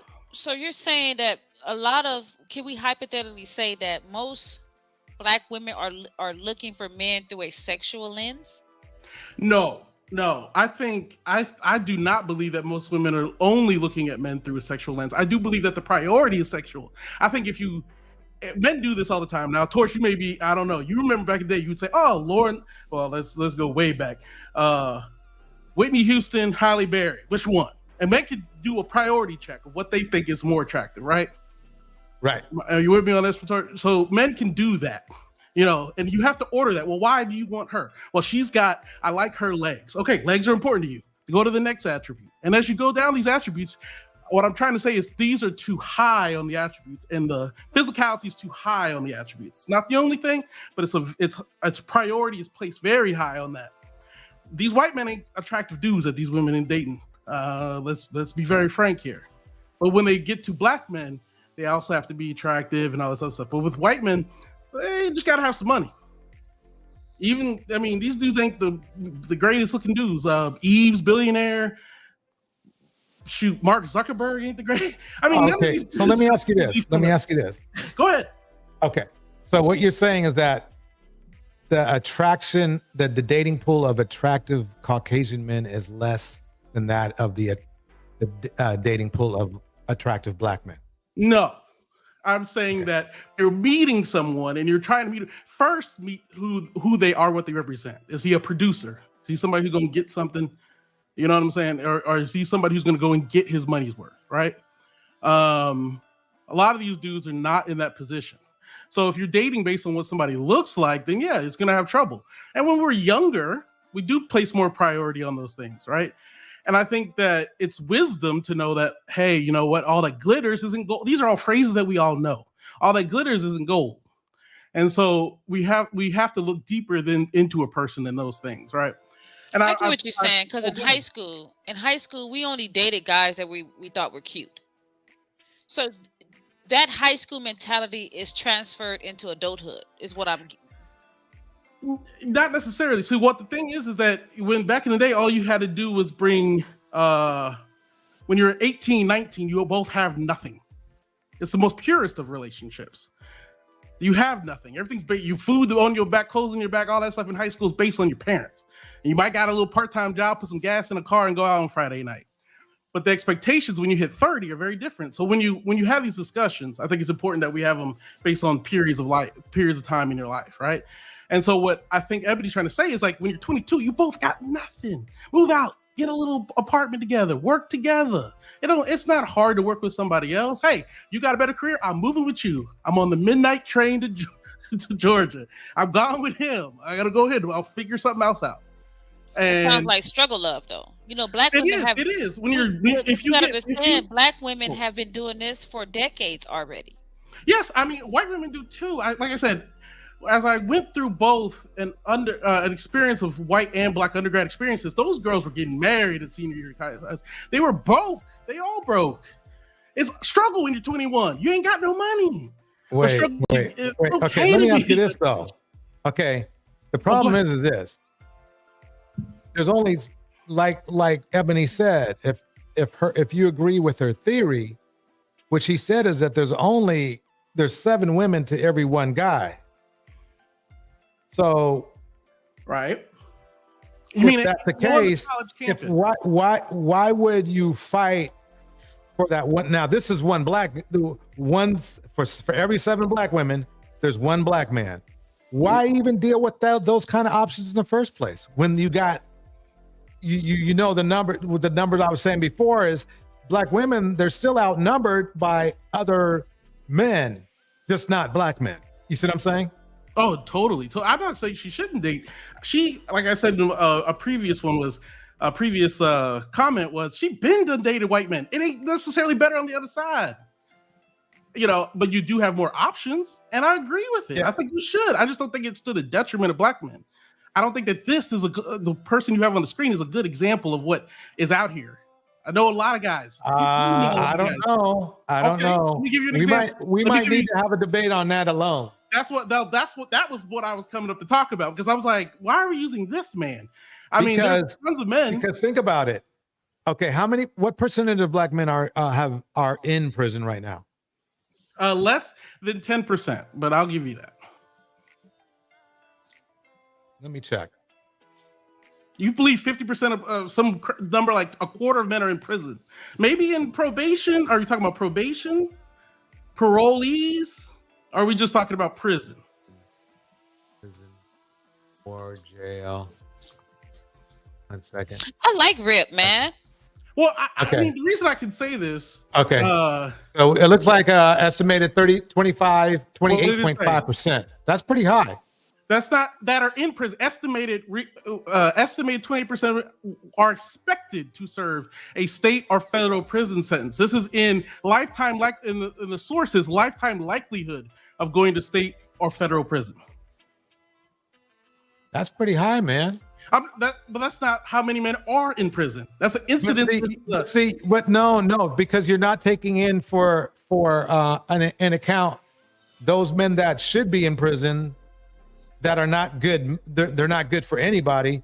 That aren't going, like the brick man, for example. Obviously, if he's hitting people anybody, male or female, on the side of the head over an argument, he should be in prison, right? The guy who just killed, who they found out was part of murdering Tupac, he wasn't in prison. He might be now, but you see my point.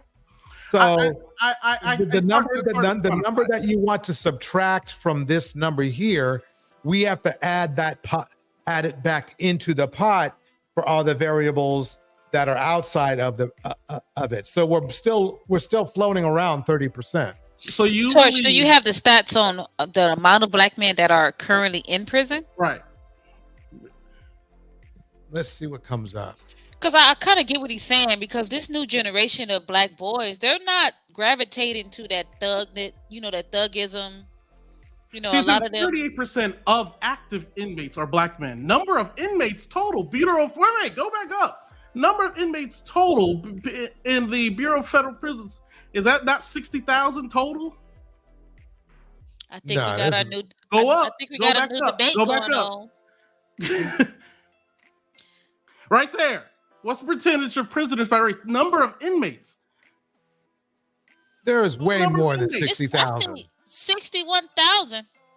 That out of 10 million? That's I a was- lot of I was guys, gonna though. say That's 10 million. 30%, though. Of the inmates, not of all men. That's of inmates.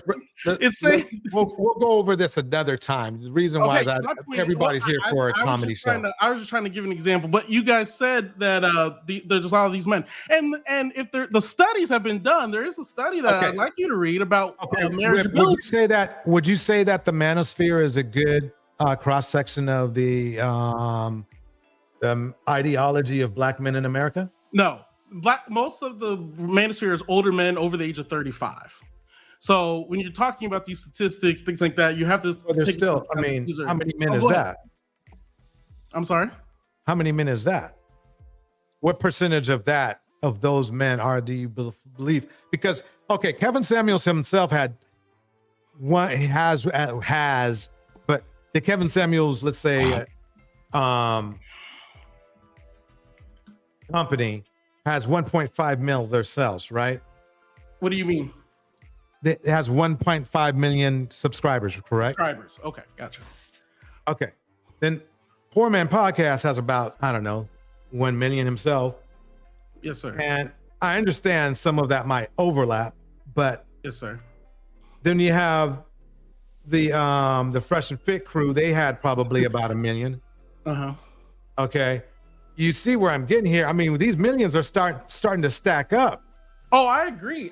But you know, a good percentage of those. Remember now, there's only 20 million Black men. Right. No, and I'm saying a good percentage of those are not only Black men. Would you say? Do you think it's 90% Black men? I think a lot of it's Black women too. Okay, Rip, will you be interested in a I'm debate? trying to answer. I want to answer the question completely, and that is, I'm just trying to have a conversation. Do you think that is? You believe that 90% of that is Black men that are watching, that are subscribers to these shows? 90, 95, yeah. Okay. I think a lot of it's Black women.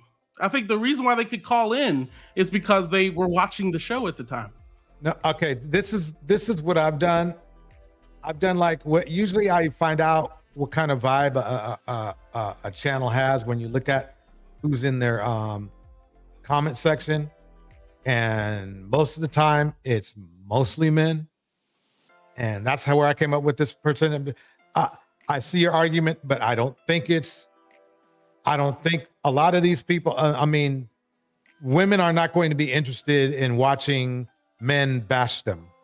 They're just not. Well, I agree. I don't know where, I'm not a manosphere guy. I was engaged, Black women, I'm Black male. I don't know. I went to HBCUs. I don't know what else I need to do to say I'm not a part of this. I was just talking about one particular thing we were talking about in here, right? And that is specific because we got into this prison, and I'm like, well, if you take into account single motherhood, I mean, most men these days don't want to be stepfathers, right? So you take that into account. The marriageability. All I'm talking about is marriageability, and marriageability is going to be based on, you know, most people do want a childless partner. And what men were trying to say in general, especially Black men, go ahead. There are men with children who are coming after women as well. Yo, so I that agree. same thing that you said about men don't want to be stepfathers, women don't want to be stepmothers as well. I totally agree. But there are, if you look at now, you can go to the census and type in what percentage of men under 35 are fathers. Yeah, I've seen that stats. It was basically from 18 to 25. Of course, those guys didn't have children. Well, but after 25, they all had children. Well, I was talking about specifically the men. Back to the point. She's talking about men capped down 22, 21, 22, 23-year-old men that you could be with at that time. You wait till 35, yes, the options get lower. Wait a minute. That was an illusion, though, because if it's 7-1, then you can't be with unless you're sharing the dude. Wait, I'm sorry. Defeats the purpose. 7-1 at the college campus. Right. I'm talking. Well, you ain't gonna go. That's the point. She was talking about educated men. A woman who's in college does not want to have an uneducated man. And that's where maybe that's where we should start. Because I mean, you know, these days it's not going to be. We should start. I'm sorry. I mean, what do you mean? I mean, do you mean that women should settle for somebody who's uneducated? I don't know these are all words that I don't use, but what do you mean?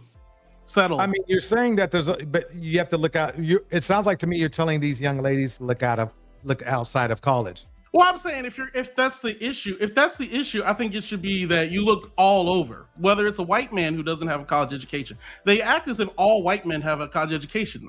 I work in an area. Let me tell you where I work. But the point is she's measuring. The thing is that now we're getting into a slippery slope because.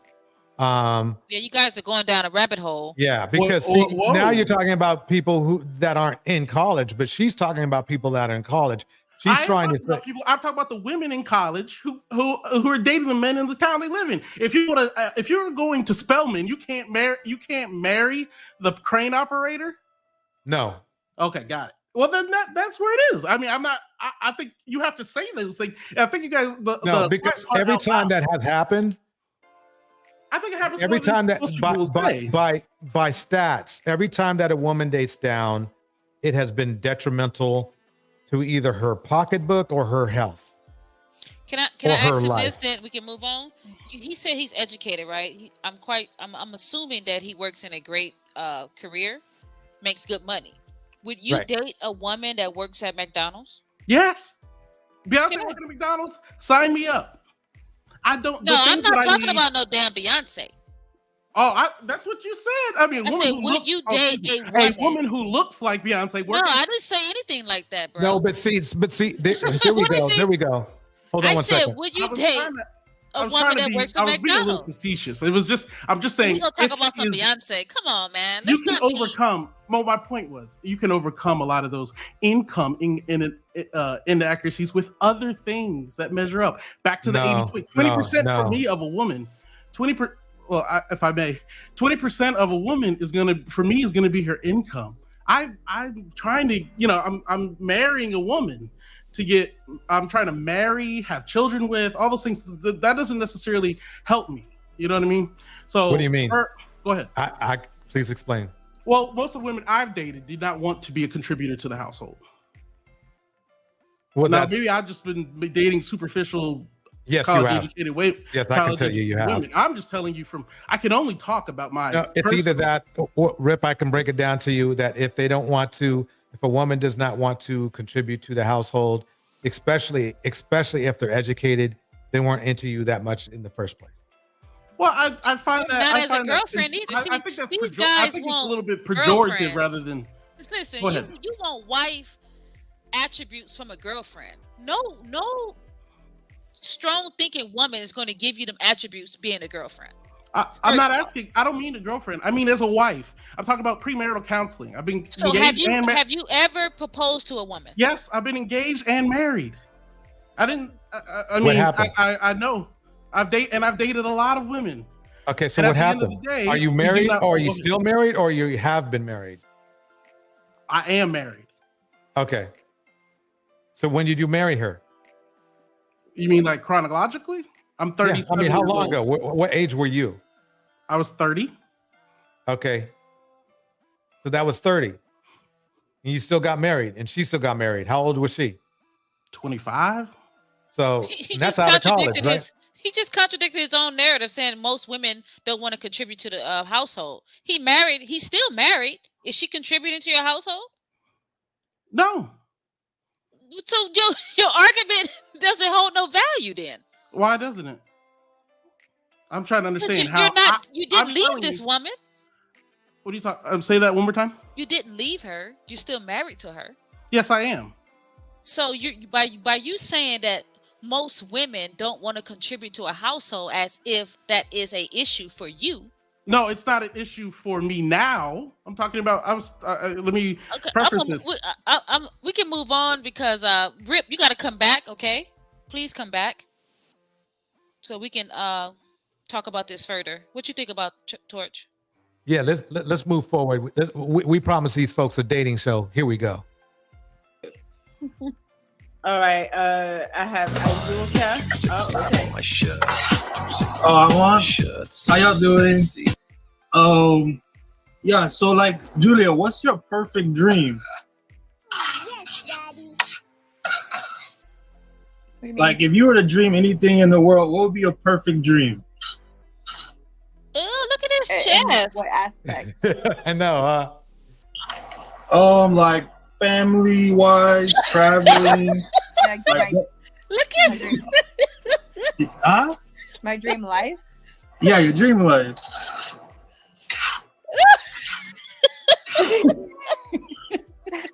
I'm distracted.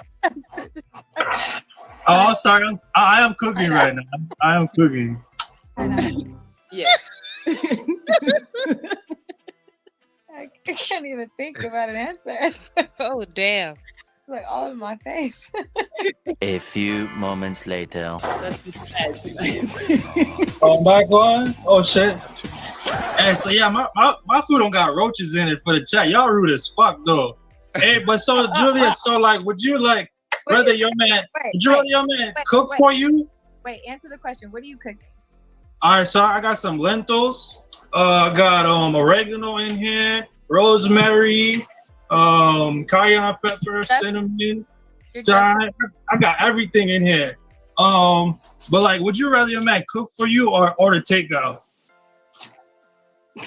Depends how he cooks, I guess. Obviously, what he's eating is not working. I just can't, Torch. Look. I can't, Torch. Why didn't he put a shirt on? I don't know what it is, creative, but for some reason, these dudes these days, they even do it on Kendra's show, are always come in shirtless. I mean, look, that's what damn. Come on, Rip. That's Rip. We let you talk. Don't do that here. Don't do that here. We need you to come back so you can have an open dialogue about the topic.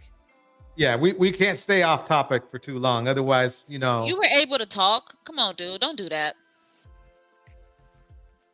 You just got to understand we listen very well here. And you can't circle talk us here. So, yes, we're going to, ask you questions about the shit that we hear coming out your mouth. Why can't it go? I mean, that's cool. Some men, they'll order takeout and just act like they cook, but I don't do that. But I also act though. So like, I was thinking we could do like a little monologue, like a little acting thing, right quick. You could do one. All right, cool. So wait, Azulka, do you have underwear? Yeah, I have underwear on. What you mean? We don't know if we didn't know if you had a bottom at all. Oh, hey, I know I'm sexy, but yeah. You're hey, right, go check out my IG though. I do music.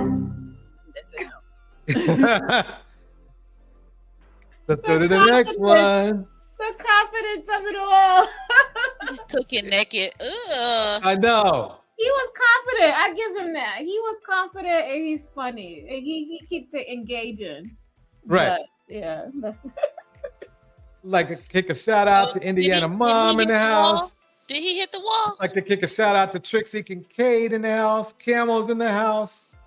Betterment of Black Women's in the house. Ripside is here. Thank you for the super chat, Ripside, by the way. Kimberly Moody's in the house. Tomas is in the house. Hazel Hamilton's in the house. Look at that. Camo. Listen, I actually. Oh, my bad. Look at this, Torch. Yeah, I asked you that. He gonna say if she looks like Beyonce. Yeah. But see, it wasn't like any woman who she had to look like Beyonce. All right, Benji in the house. Let's keep it going. Bridget said it right. You need to have some standards for her show. I hear that. Oh no. Hi. Creative, you gonna be here on Sunday? Yes. Right on. Everybody. Creative Solutions will be here on Sunday doing a show with positivity, with health information for you. You got to be here. You better be here. That's for emotional health and fitness Sunday. Creative, did we say it was 11 o'clock a.m.? I thought we said 12. Wait. It depends where you are. Are you in the East Coast or West Coast? I'm on the West Coast.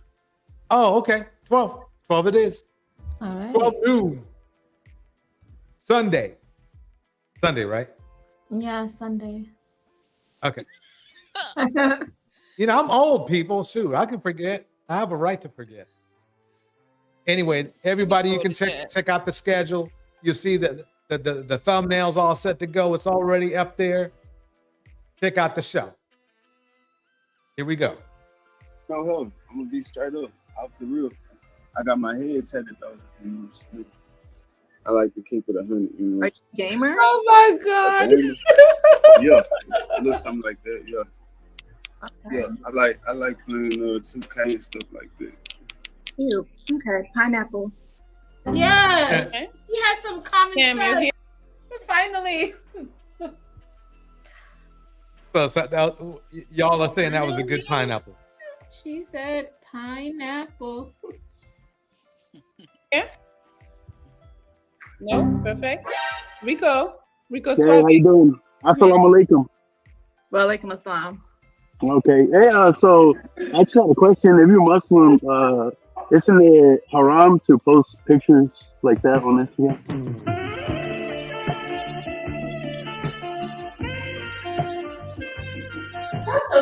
Get the fuck off of here. Yeah, that's what I thought.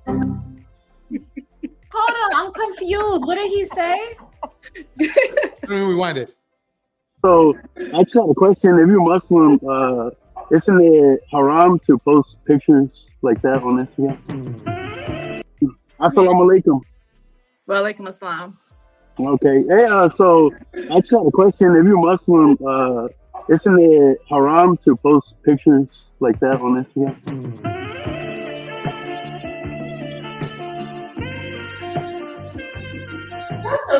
Get the fuck off of here. Yeah, that's what I thought. So he doesn't like the pictures she posts on Instagram? Right. Why? He likes something, that's why he got on here. Some people are just bored. Exactly. He was stalking her social media. That's why he knew she came up here. I mean, the thing is this, it's not only that, but he took the time out of his day in his workout to try to shame her. That shows you the type of person he is. Because otherwise, you just if she's not your type, or if you think she's faking the funk, you just ignore her, right? Yeah, not only that, she looked like she's a model. Like, get off. Like, she looked like she paid somebody to take her pictures and put it on here. Sure did. Yeah. What's wrong with that? Yeah, I don't understand these people. I mean, at least those photos that they showed, they were kind of classy to me. I mean, yeah. Yeah. They look professional. They look like image photos, like she's a model. Exactly. Here we go. Ladies and gentlemen, the bus driver. Hello? Hey. Have you been here before? No. Okay. What's your I name, haven't. baby? Mark, Mark, where you calling me from? Detroit, Detroit. How old are you, Mark? 55, about to turn 56. Oh, when's your birthday? October 4th. October 4th. Okay. Libra. Okay, yeah, you're right. You have any kids, Mark? Libra. I've got 2 kids. I've got a daughter and a son. How old are your kids? Daughter is 28, son's 18. Have you been married? Yes. Both by the same woman? 2 different mothers. Okay. When did you get divorced? Oh, the last one, it's been well over 10 years. Yeah. Okay. Yeah. What do you do for a living, Mark? I'm using my phone to write stuff down because I don't have my paper. Nope. What do you do for a No living? problem. I'm a bus driver. Bus driver. Okay. Bus Yeah. driver. And what's your zodiac? You told me your zodiac sign's a Libra. So this is Mark Detroit, 55, 28. He has two. Mark Detroit, 55, 2 children, 28 and 19. Bus driver, was once married, and is a Libra. What kind of woman are you looking for? No, nothing special. I'm pretty easy. As long as she's in shape, somewhat attractive, intelligent, down to earth. I meet a lot of women. Their attitudes just terrible. I mean, you don't even want to approach them half the time. And when I do, it's like, you're nervous because you don't know what you're gonna get. Yeah, it's that bad. Yeah. Is it okay? I don't know if I'm gonna take that bait, because look, there's no way I'm gonna meet, let's say, 10 women and 8 of them be with a bad attitude. In my experience, which is, for my age, back in, dinosaur days and shit. I think about my past, and it's like maybe 1 out of maybe every 7 women who had a bad attitude. That's not a bad ratio. I mean, you're going to meet somebody who's either having a bad day or is just mean. These black men think they like Saint Bernard or some shit. Like they don't have badass attitudes. Miss me, man. That's kind of weird. Yeah, I don't understand why he said that. Like, if you know the woman look like she has a bad attitude, why would you go approach her? Right. These people that make it any sense. It's like they're walking into their own demise. It sounds like to me he's the one who put him in a bad attitude. Exactly. He comes off with a bad attitude. It's like he's expecting the worst, so he approaches her with the worst. Right. Exactly. Well said. Now, are you talking about all women or? Well, black women. Black women. That's who I. Uh-oh. Here we go. Here we go. Here we go. So now it's starting to make more sense. So basically, he's projecting. Because I'm sorry, you could tell he has a negative outlook on black women. That's what I get. This has been a run thing. You are the 3rd man this week that has talked to me about black women and attitudes. I don't know what's wrong with him. I mean, if you got a man, just here we go. Say you got a man. I get it. I understand. Okay, what he's telling me is that he's getting rejected a lot. That's what's going on. He's getting rejected a lot. And remember, you said something some lives ago. I don't know when I meet you.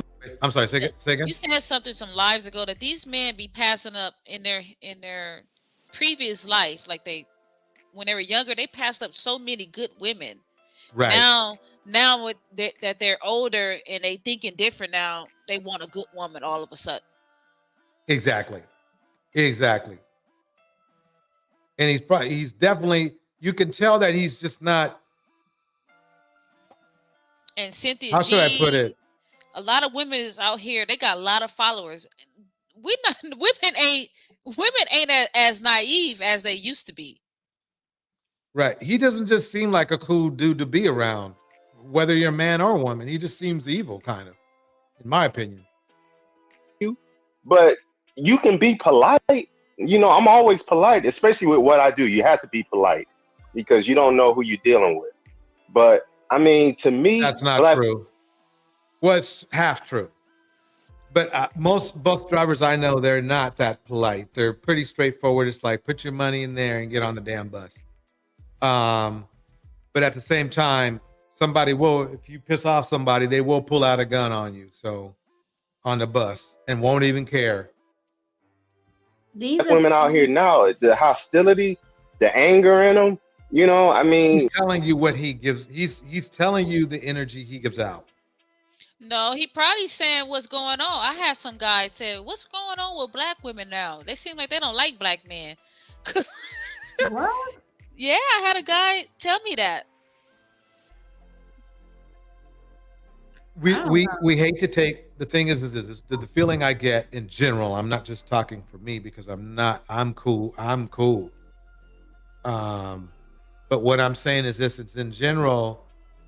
If you're complaining about a group of people, regardless, and complaining about a group of people, it might be you. Mm. You know, it's almost impossible to meet a string of evil people one after the other. It's literally impossible. So if he scored eggshells on finding somebody to interact with in a positive way, he's got to look in the mirror. I mean, he's not, to me right now, he's not looking that good. He's squinting, you know, he looks, you know, he's got this mean look on his face. Yeah, he's trying to convince Kendra that it's not him. Right. I can tell you it's him. I can tell you. I don't, you know. I was gonna say these are same men that get mad at you when you when they so-called take you out to a cheap restaurant and then they ask you why you don't want to come home with them. Exactly. You nailed it. Creative, you nailed it. That's exactly that's you being like, what's your problem? You probably be like, oh, you out of pocket. And then creative, they impose conversations on women that just trying to mind their damn business. Yeah. Don't nobody want to talk to you.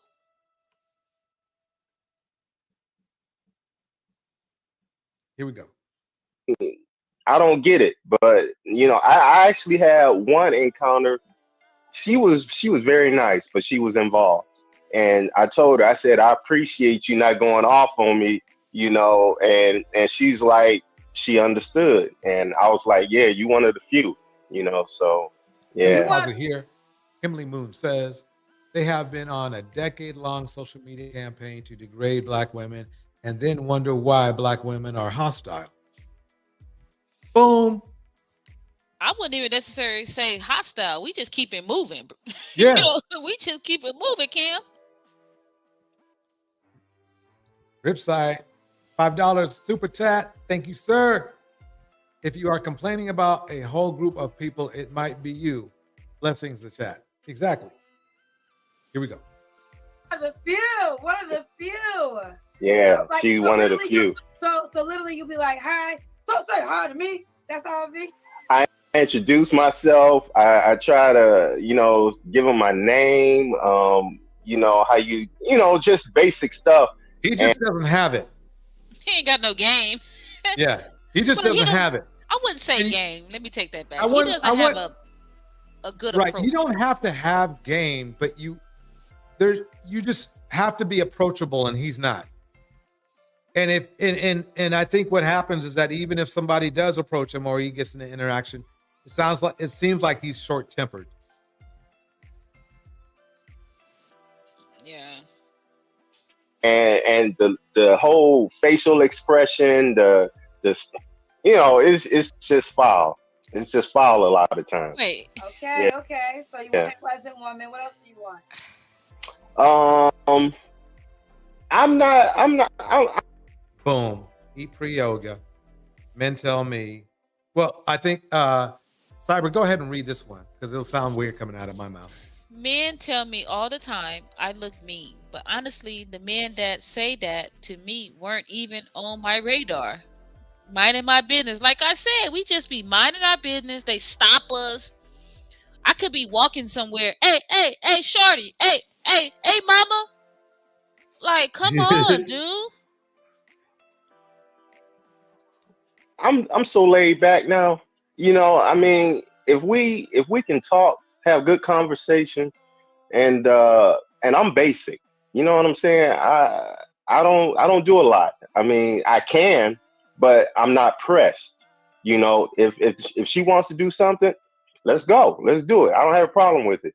But for the most part, I'm slow and easy. You know what I mean? Slow and easy. You know. Okay. Yeah. What are your deal breakers besides having an attitude? Probably smokers, because I'm the only one in my family that don't smoke. I don't mind smokers, but as long as it's not, you know, you got chain smokers. They just one after another. And weed, I give you a pass on real basic. Kim Lee Moon, real basic. Yep, he's real basic. That, but once again, long as it's not taking over your life, you know, okay. And as long as you ain't, you know, just be considerate. You know what I'm saying? I'm a non-smoker. You know, we in the car together. You know, can you wait? You know, do you need it right now? You know what I'm saying? Because some of them seem like they're addicted. Cause you gotta look a certain way. I can't wait for the Kendra cam. Just be in shape, you know, shapely. Because I've seen some big girls killing it. Trust me. So I can't. I could go up or down the scale. Okay.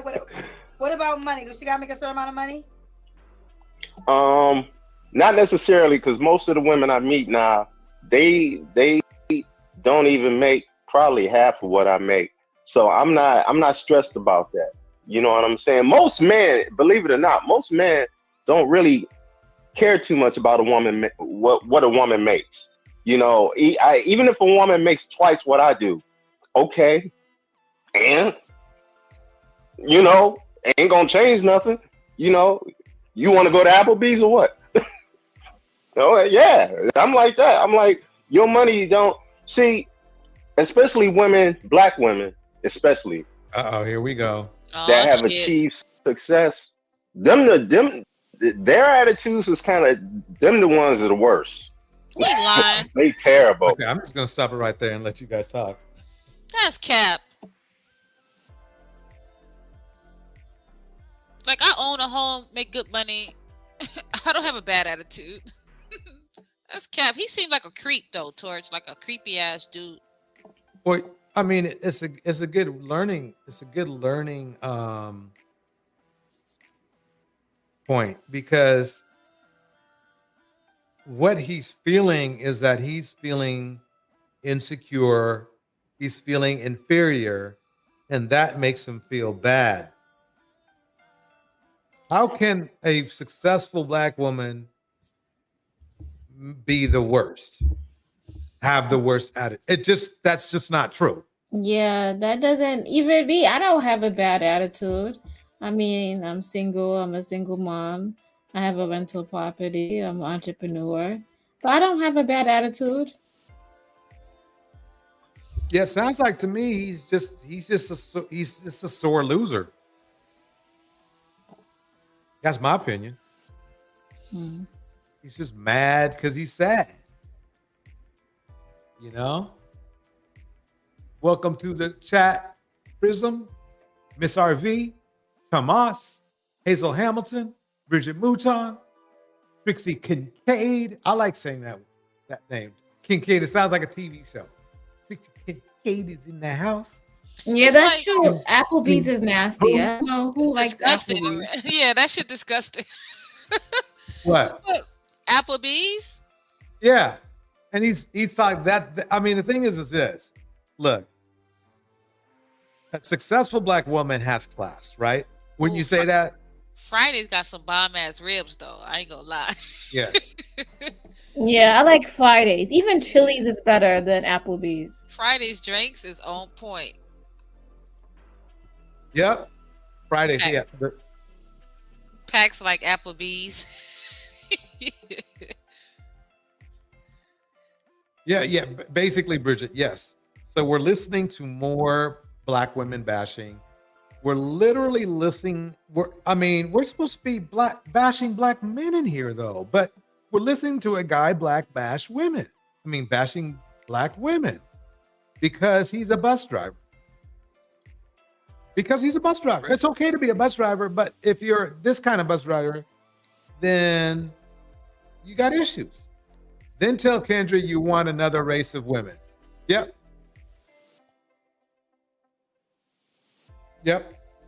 Let's keep it going. Oh yeah, That's what yeah. black women have the worst attitudes, you feel.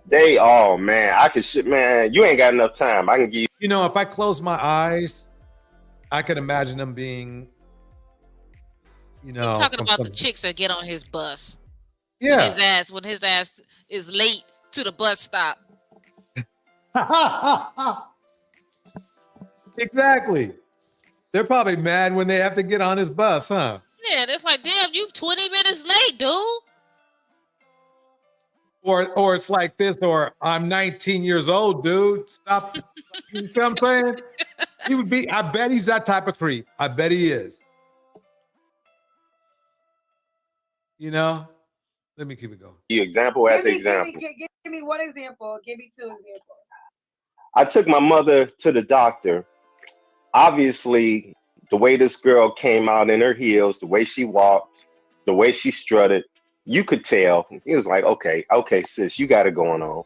So I'm walking with my mom, helping her into the building. I'm watching her, right? I'm like, I'm gonna see what kind of vehicle. I'm watching her. Here we go. Go to. I already knew what it was gonna be. What was it? Was it a Mercedes Benz or a BMW truck? You know, brand new, sitting up front. Yeah, exactly. Let me calm down. You nailed it. Tell about she got a strut. I seen her strut. What about these studs with this? What's that walk they do? That hop and lean walk they do? The pimp walk. The pimp walk. That's back in the day. That's what it was called. Hopping and leaning and come on, he What's jealous. up? What's up? Let me get your phone number, baby. Yep. He mad she got a beat. You know. Yeah, and he don't. That's that. There you go, ladies and gentlemen. There's the issue right there. And this is why Eboni in her first video said she's not going to date a bus driver. Because why would you date somebody who has an attitude like this?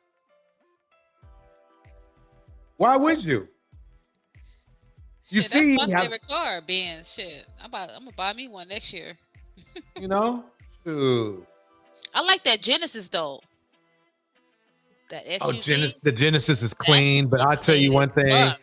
I'm an Audi type of guy. Though I have a BMW, I love me some Audi. That Genesis is clean, boo. Ooh. You know. let's get out of the cars. Oh, she got the hair whipped and everything. I'm like, okay, she's a registered nurse that's got tenure. She's been on her job a minute, or she's a doctor. Either way it go, she basically filled out the whole picture and the attitude, because there was a couple guys that caught other guys that caught. She caught their attention also. What was her attitude? One of them tried to say something to her, and, and she gave him the worst brush off. I was like, okay, there it is. What is she supposed to do? They think women is just supposed to be open to their advances. Women, we have lives. Like, we handling business. Catch us in a social setting then. This is crazy to me. Talk about her hair whipped. This nigga talking about the hair. You know, the thing is this. He's not. It's okay not to be a classy dude, right? It's okay. You can not be a classy dude. Listen, and you have to understand that she's looking for a different. If she's a doctor or a registered nurse who's surrounded by a lot of male doctors, right? Why would she pick you? Even I would ask that of me. What do you have to offer her? A bus? Not even your bus. Free ride, transfer. Creator, what do you think? Yeah, he seems like a walking headache. Like he about to put a woman through hell and back. Yeah, he's not worth it. Yeah, seems like you can see that it's like this. I've been in a situation where I was turned down by a woman. I know it's amazing, but I occasionally do get turned down by women. Every once in a while, in a blue moon, it might happen. But I don't get mad. It's like, it's supposed, I mean, these guys keep saying it's supposed to be a numbers game, then fine. Then just keep it pushing, right? King Lucifer, you nailed it. He's the whining type. He talking about her hair was whipped. Come on, dude. So he knows she's looking good.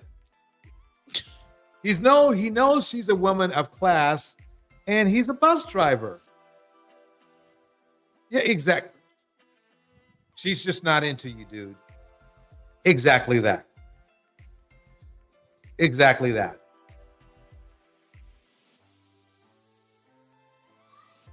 I mean, this is a very serious problem we have, because I find that this is one of the most biggest issues that us black men have.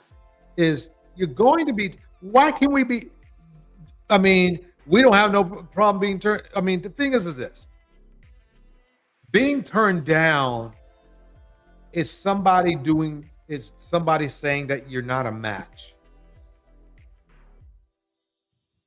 So what's the problem with that? Move on. You can find a woman that is down to earth or whatever you're looking for. It's just not her. She's not like that. She might be down to earth with somebody else because this dude's has a kind of an ugly aura, but it's a no. Just move on. And listen to the way he's telling you. He is so creepy that he's watching other men approach her. Mm-hmm. He should have minded his own business already. He should know about, oh yeah, I was watching other men approach her. She gave this guy the hardest brush off. Well, she didn't say fuck off. So what's the problem? A brush off to me is a polite no. So what?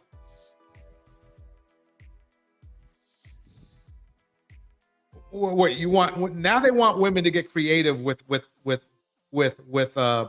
brush offs. Can you imagine if we didn't have the laws that's currently on the books, what these men would possibly could have done to that woman? Man, this is creepy. Well, let's keep playing it. But now let me look. You gotta give the whole story. Like, did he say, "Yo, what up, Mom"? Was he disrespectful? Like, how did he? I don't even think he got 2 words out before she threw the hand up and kept walking. Yeah, it was like that. Well. So that's a bad attitude. She out of pocket. Right. Now she deserves a brick, right? You see how it goes? You see what I mean? That's exactly why I felt Chantel's comment was really out of pocket. Because it will send this guy right here. This guy will stop at a bus stop, pick up a brick because somebody said no.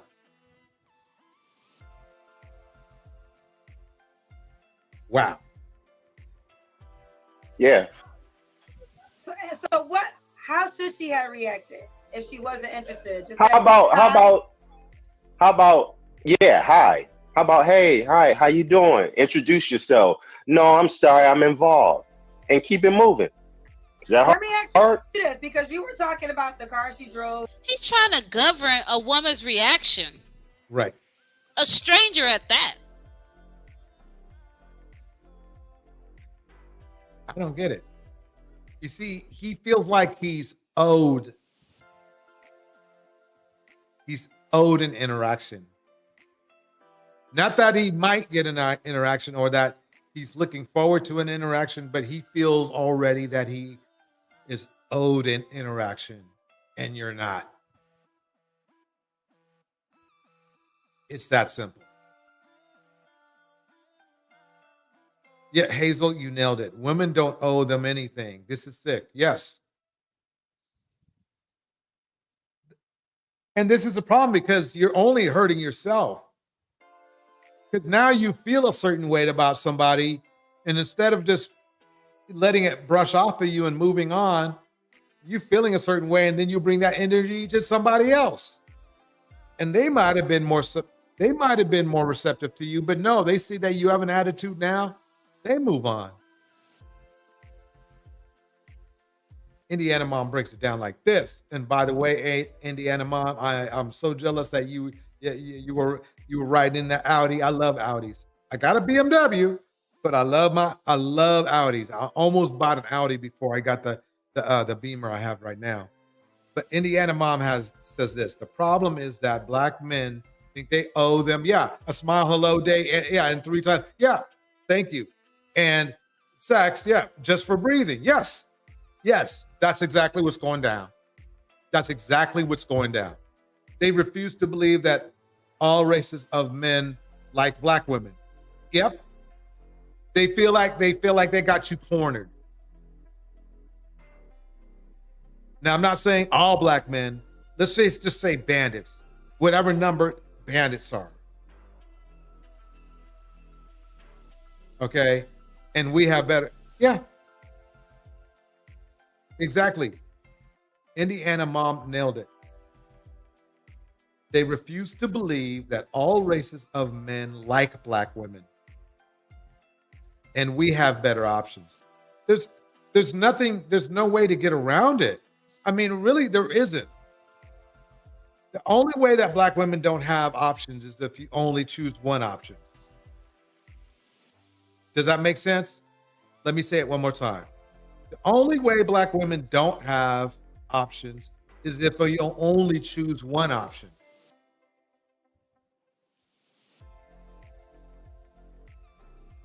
See, this isn't about dating out or anything like that. It's about self-esteem. About feeling good that you have a certain value that all men appreciate. Because when you think that way, you will start picking naturally a better quality of man, regardless of his race. It puts a pep in your step, as we call it back in the day. Self-esteem style. What you figured, are you intimidated by a woman that might make more money than you? No, not at all. I just don't see. The problem is for most men, when women get to that level, it's like, do I want to entertain certain arrogance and characteristics that I know are going to come with that? Because come on now, you know how sisters get when they get a little something, the Gucci bag, the whatever the latest style, the latest car is, come on now, I'm too fancy for the average, you know what I'm saying? And I'm average. I really am, but I got a big ego. We got that gist. But he said it, but big ego. Let me pause it right there. Chief Hurst says this, and she nailed it.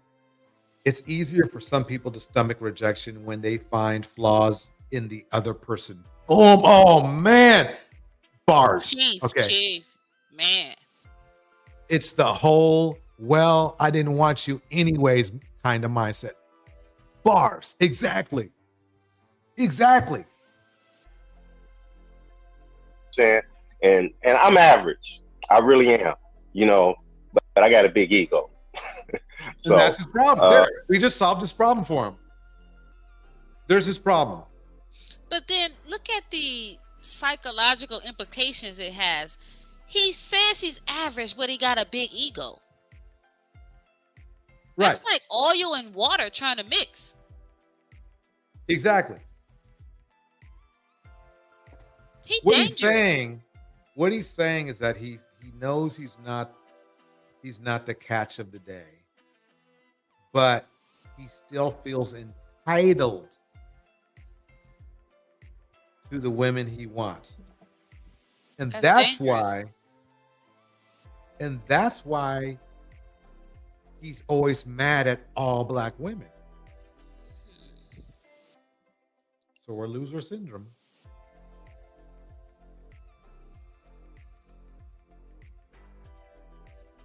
Trixie Kate says this.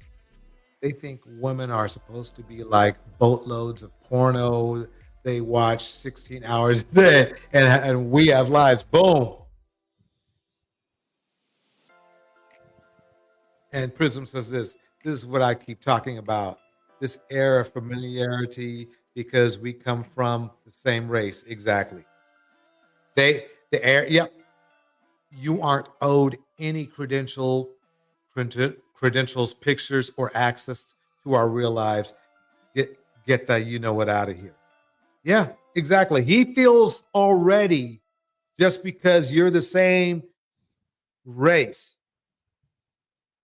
that he should have more access to you than other men, and even and especially other men of other races. I bet this is the kind of guy here who gets mad at interracial couples where the woman is black. I guarantee you. Yeah, you know. Big ego. Oh yeah, definitely. Yeah. Oh yeah. Yeah. Trust me. Okay, That's not a good thing to say, though. Oh shoot. Yeah. He's proud to say he got a big ego, and then in the same breath, I'm average. Right.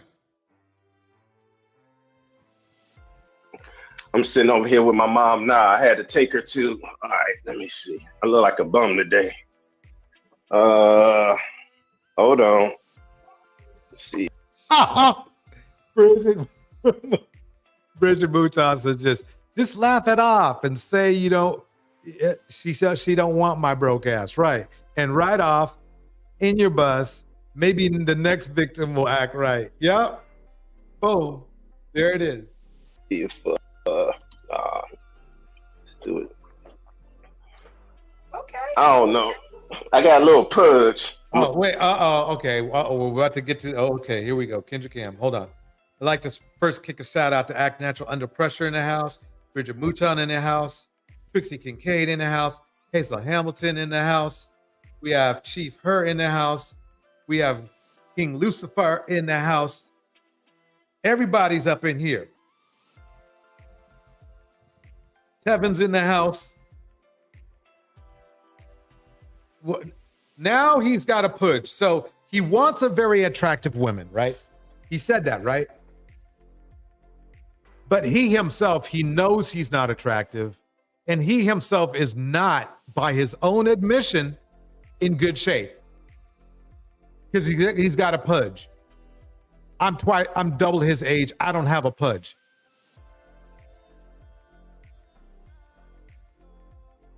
Happy Life is in the house. You guys got to let that sink in. Let's go back to when he started his Kendra Cam. Sitting over here with my mom now. I had to take her to. All right, let me see. I look like a bum today.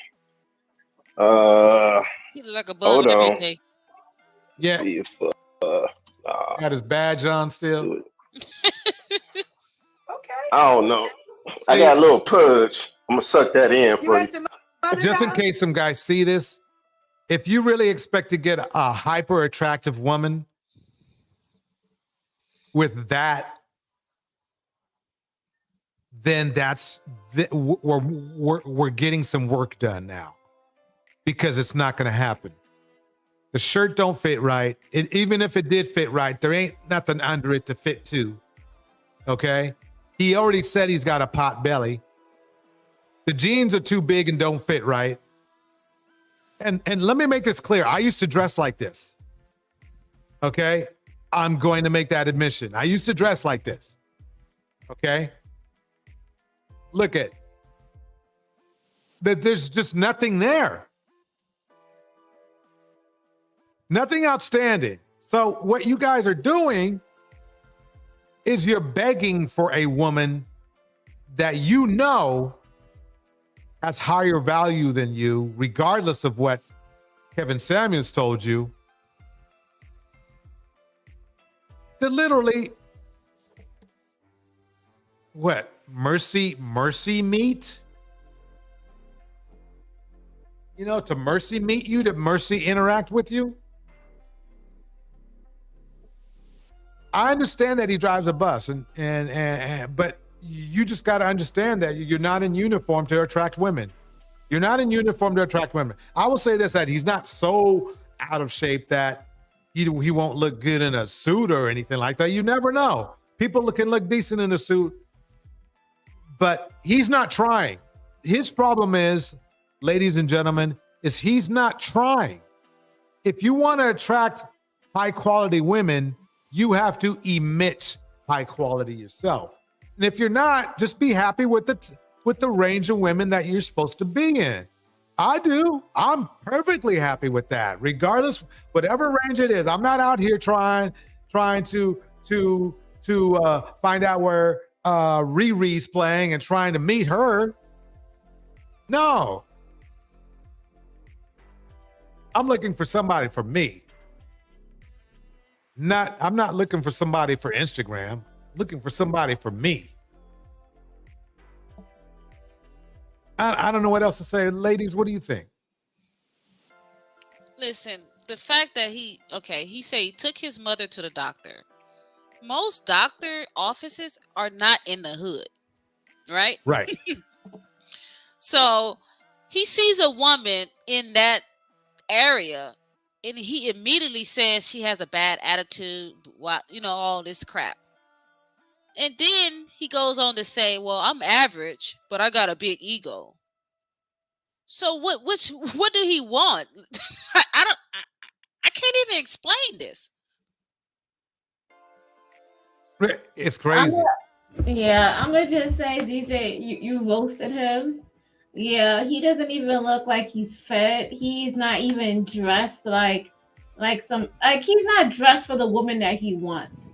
He hasn't even developed himself or put in that energy or put in that time to make himself look good. And that's the thing that I can't stand with these men. You see a woman, she took her time to do her makeup. She took her time to do her lashes, took her time to do her hair, took some time to put her outfit together, to shave, to look nice, drink water, take care of her skin. And you think the nerve that you didn't even put half the effort into yourself and you should get her? Like, they need to go somewhere with that. No. You need to go down to your level and attract somebody who's on your level, or find somebody who likes you. And that's the easiest way to put it. Find someone who likes you. Bars. Well said, creative. Thank you, because I was lost for words with this bullshit.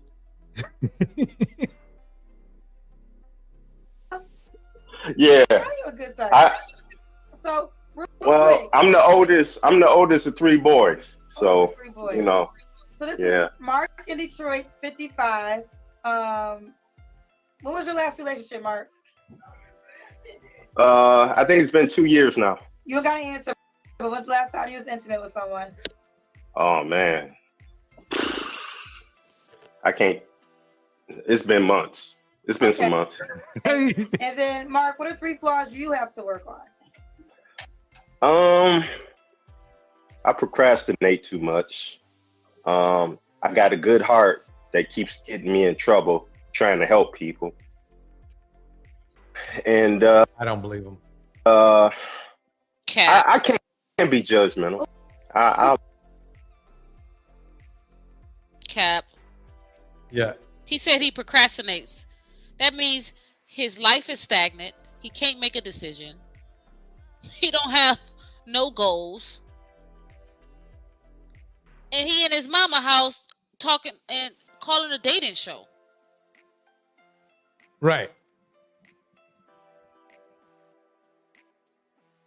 Exactly. That in its there you go, right there. Someone said, not to cut you off. Someone said, so you can have an ego, but a woman can't have an ego. Bars.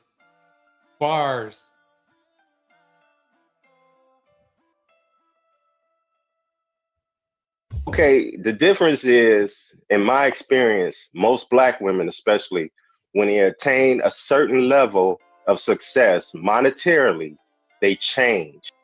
Whoever. What the hell? Like, if he achieved the amount of success that Black women he's talking about, he would change too. I would hope he would change. Lord have mercy.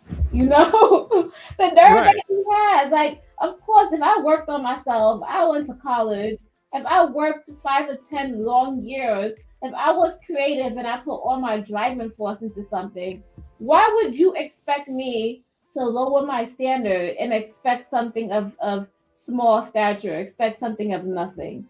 I'm gonna want the best. I'm gonna call you on your bullshit, and I'm gonna expect you to raise the bar for yourself too. If I'm up here, I'm gonna expect you to be working on yourself to achieve as much as me or even more. Because if I have excellence inside of me, I should expect excellence from you too. Yeah, and high achievement means that you just basically have the mental fortitude to carry out your goal. That means you Right. have low tolerance for bullshit. Right. And see, and you have to be that way. See, the way that he's complaining about ladies, you have to be that way. Otherwise, you'd be wasting your time trying to get rid of these dudes. And what I mean is that they'll follow you as soon as you give them a little bit of like, oh, hi, it's nice, but I got a boyfriend or whatever you say, right? Guess what they're going to do next? I don't care. You remember the video I played with that young lady who turned down the guy when she was having dinner with her boyfriend, and he still shot her. So the best thing you got it. I mean, what else can you say? What else is to say? Do we have another episode to look at besides this bald head milk dud? You've had enough of him? Yeah. Let me see what I got to dial up. Oh, you're gonna love this one. This is Pineapple Show. Let me dial it up though. I gotta set it up first. I gotta set this shit up first. So I gotta start off with this. It's gonna be a little boring for a second, but then it's gonna pick up very much. You'll see.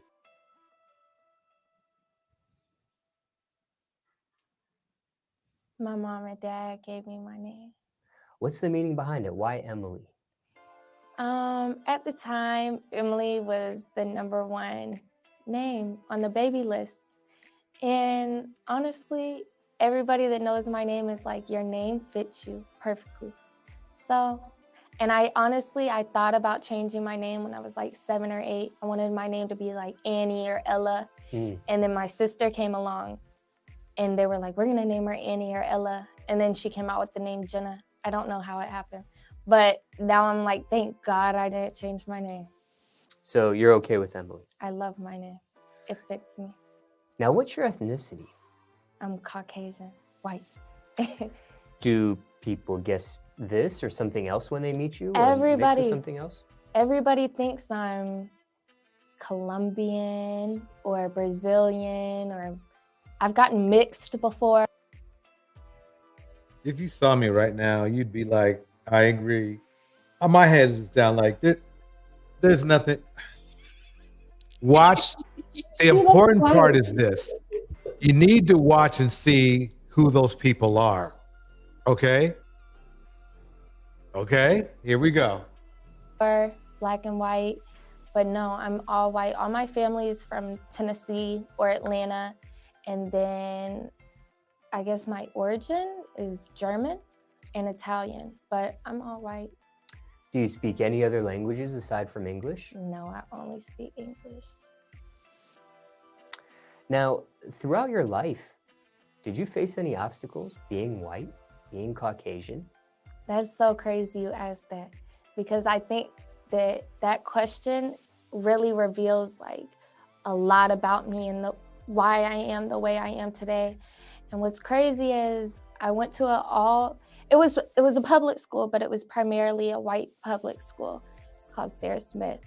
And there was about a group of like 7 or 8 girls, and it was a very cliquey school. And I was always raised like, we don't do cliques. You know, you are who you blend with is who you blend with. But that cliquey shit, we don't do that. So I asked this one girl, and I really wish I could say names. Well, I want to say names. Let me pause. King Lucifer came through. Yeah, oh, King Lucifer. I can now pay for the light bill. Thank you so much. I can pay the light bill. Give it up to King Lucifer. He tried to outdo Rip. I get it. Just a little something. Let me see if I can say this right. Just a little something for the BWE. Yup. Hey, We Hey, used to buy. Lucifer, me and Creative got cash apps too, though.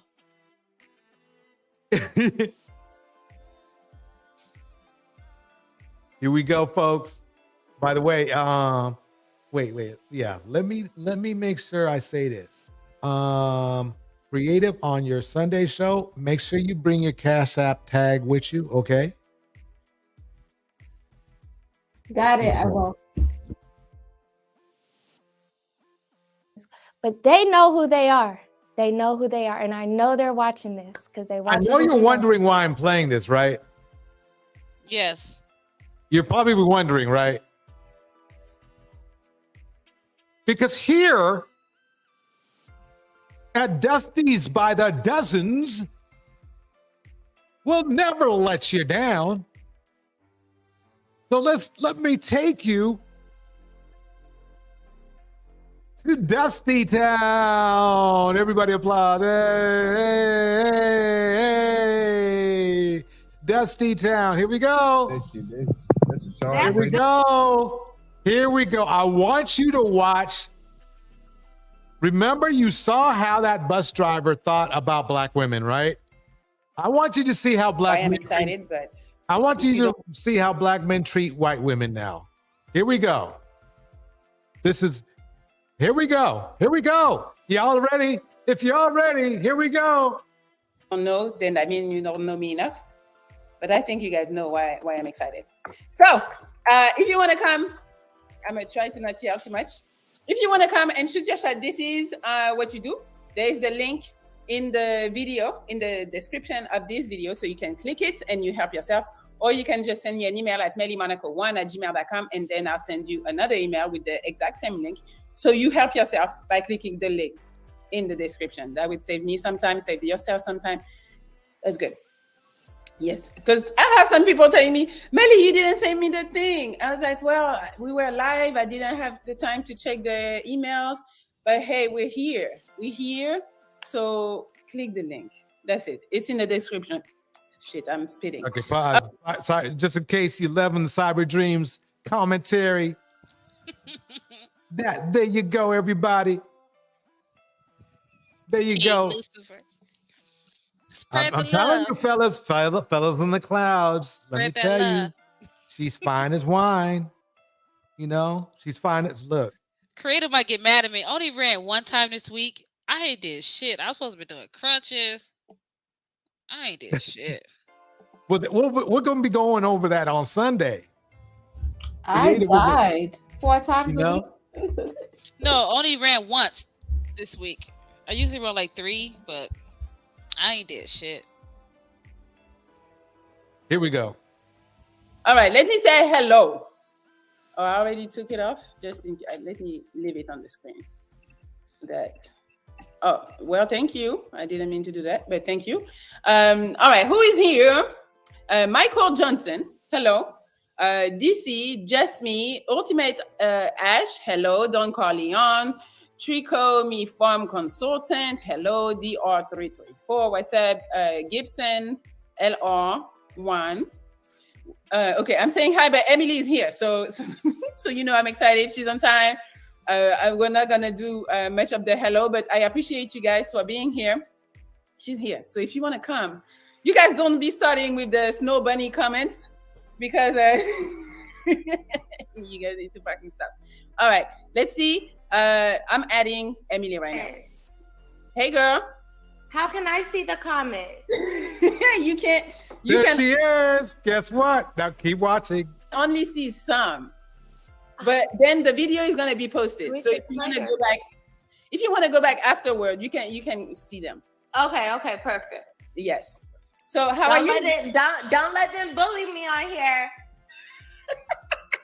You know, I'm not usually getting. You are white, right?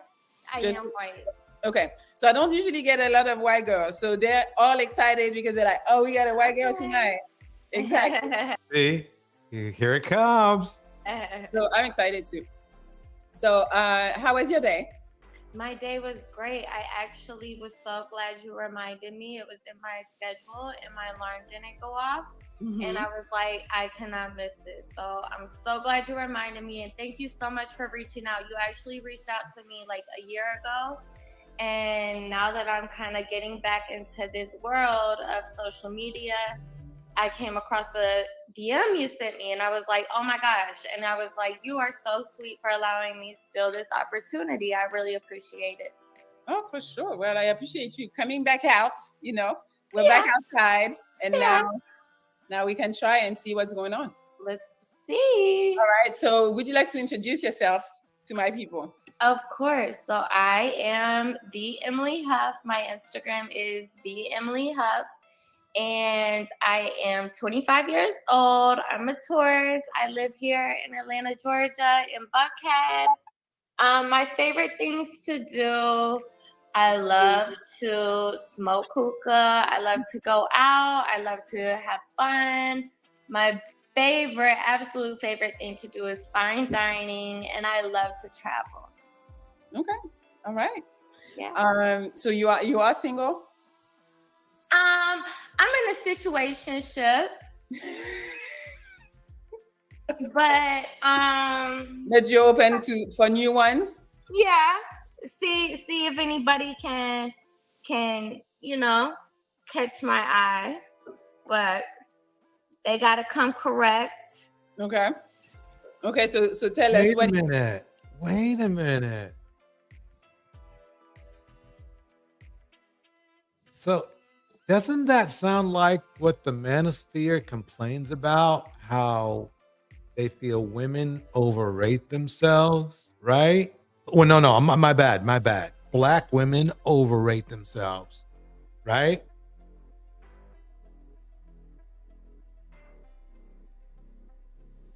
But she got a man, right? Correct for you. She has a situationship. Oh, well. So why is she even on here? It's like she causing more chaos. Let's find out. Let's see. Creative, you know something? I think this is gonna get good. This is gonna get good. Here we go. Coming correct for me is being a man of your word. Oh, you have to come correct to her. Let me play that again. If she was black, she'd be getting dragged in the chat. Thank you. But they gotta come correct. Okay. So tell us, what is coming correct for you? Coming correct for me is being a man of your word. So she runs you dudes. She's running you. I don't want to hear any BS. I just want a man of their word. Isn't that that doesn't sound submissive to me? Does that sound submissive to y'all? No. No. I want somebody that will respect me. I do OnlyFans, and I do know a lot of people, so that kind of. Ooh, another red flag in the manosphere, right? If you do OnlyFans, they shame you for that, don't they? King Lucifer, meaning she ride BBC from time to time, but Brad pays the bills. Yes, I agree with King Lucifer. But then they want to give black women this moral ruler, you know. But they don't attach them same morals to these type of women, right? Because she's pure. You don't see it.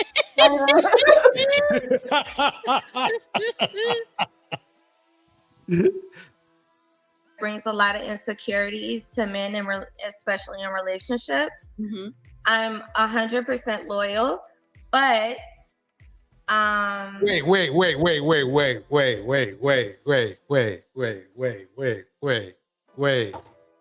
Wait. She just said she was in a situationship, right? But then she says that she's 100% loyal, right? Cap. That's what these black dudes be saying. Yep. Yeah, I might sleep around, but I got loyalty. I'm loyal to that right woman that's gonna prove herself. Indiana nails it. Yeah, those red flags don't count for her. That doesn't mean anything. Oh, this is going to be really, really good, because the thing is this: it's not about the roast; it's about the lesson with this. We're going to watch the evidence on how. No, let me shut up. I don't want to ruin the story. I don't want to ruin the story. Here we go. I just want a man that will treat me right and we can have fun together. I'm young, so I'm looking for somebody. Nothing's ever too old if it's the perfect match for me. So I don't have a type. I've dated all types, so I don't have a type. And I'm just looking for somebody to have fun with. I'm wanting to start a lot more businesses. So I'm really intrigued in a businessman, somebody that can help me and grow with me. That's code. If you don't know, but I grew up in a Caucasian area. That's code word for I'm looking for a sugar daddy. If you don't know, you may already know, but that's what it is. What if she's looking for a pimp, DJ? Yep. Yeah. King Lucifer there. He's looking for a sugar daddy. She said it's not too old. So she would date somebody 95, 99. Yeah, she's looking for a sugar daddy. That's crazy. Probably the one she has right now is running out of resources, and she needs to find somebody else before she dumps them. Maybe. I think she's probably open to adults. What is it? Adult film industry. Also, I wouldn't be surprised. But let's go forward. Let's move forward. Let's stop being mean to her. Let's be fair. Let's see what she says. Let's take what she says out of her mouth. Okay. So so let's talk about the age range. Because you said there is nothing too old. Is there something too young? I mean, something too young is anything younger than me. So 25 and up. 24 might slide, and maybe something else that they come correct. Okay. Like I said, but that's neither here nor there. I'm very much, I was born into a very blessed, wealthy family. So my expectations of everything are very high. But if you're right for me, you're right for me. I don't let money get in between that type of. King Lucifer, she'll date a crypt keeper if the money's right. Okay. Problem. Okay, so you talk about taking money won't be a problem, but do you have a minimum as far as much he needs to make? I said, this is the part when I said, let's just hear what she has to say out of her mouth. And then Benji says, I'm sure she's taken a lot out of her mouth. Oh, man. Okay, let me keep going. Enough. I don't have an exact number, but I'm not cheap. So. There you go. I'm telling you. See, did she just say I'm not cheap? So she's a hired person? It sounds like that. Come on, let's skip to see how many suitors she has. I want to see the suitors. Okay. I think we've heard enough of hers talking, right? Let's get right to let's skip to the beat. Here we go. I've seen three black dudes already. Oh, they lining up around the corner, man. I'm telling you. Okay, here we go. Let them go. All right, sir. Guys, if you're trying to clown, it's going to be an issue. Hi, Mark. Mark? No? Okay. We got Jay. Three. Hi, Jay. Hey, Melli, how you doing? Hey, Good. How you doing, Emily? Emily Moon says, I thought black men hated high standards. I'm well. How are you? Good. So I do got to ask the hard questions because I do like supporting Melli a little bit. So why are you single? I'm actually not single. Like I said, I'm in a situationship. So with that being said, you don't want anything serious? You just like play in the field? Yeah, play in the field. Yeah. let me ask you this: wouldn't a black woman get? I mean, no, we know a black woman would get dragged for that. We know it. They've been coming hard with all the insults. They'll be talking shit. Yeah. All right. So, like, where do you see yourself in 5 years then? Like, still playing around or like? No, in 5 years, I want to be married with kids. That's why I'm on here, to find the right one. If I'm not already with the right one. Right. But I'm young, so I want to experience kind of different things, different ages, different people. Okay. And see if there's something out here. Right. So is OnlyFans the only occupation that you currently have? No, I'm on TikTok and Instagram. My parents also owned a furniture store for 64 years. So with that being said, I'm pretty well off in that sense. Okay, and so no college degree, no. I went to college for 2 years. I went to SCAD. Okay. I'm a real estate. I have my real estate license. Oh, okay. So I can get started in that at any time. Right. And so nothing. The only reason, like, a lot of guys want to pursue something like for like the long-term game, you know. Mm-hmm. Of course, you're a very attractive woman, but looks can only get you so far. And of course, you have wealth, but sustaining that wealth is also a key also. For sure. So in that case, that's Wait a long. minute.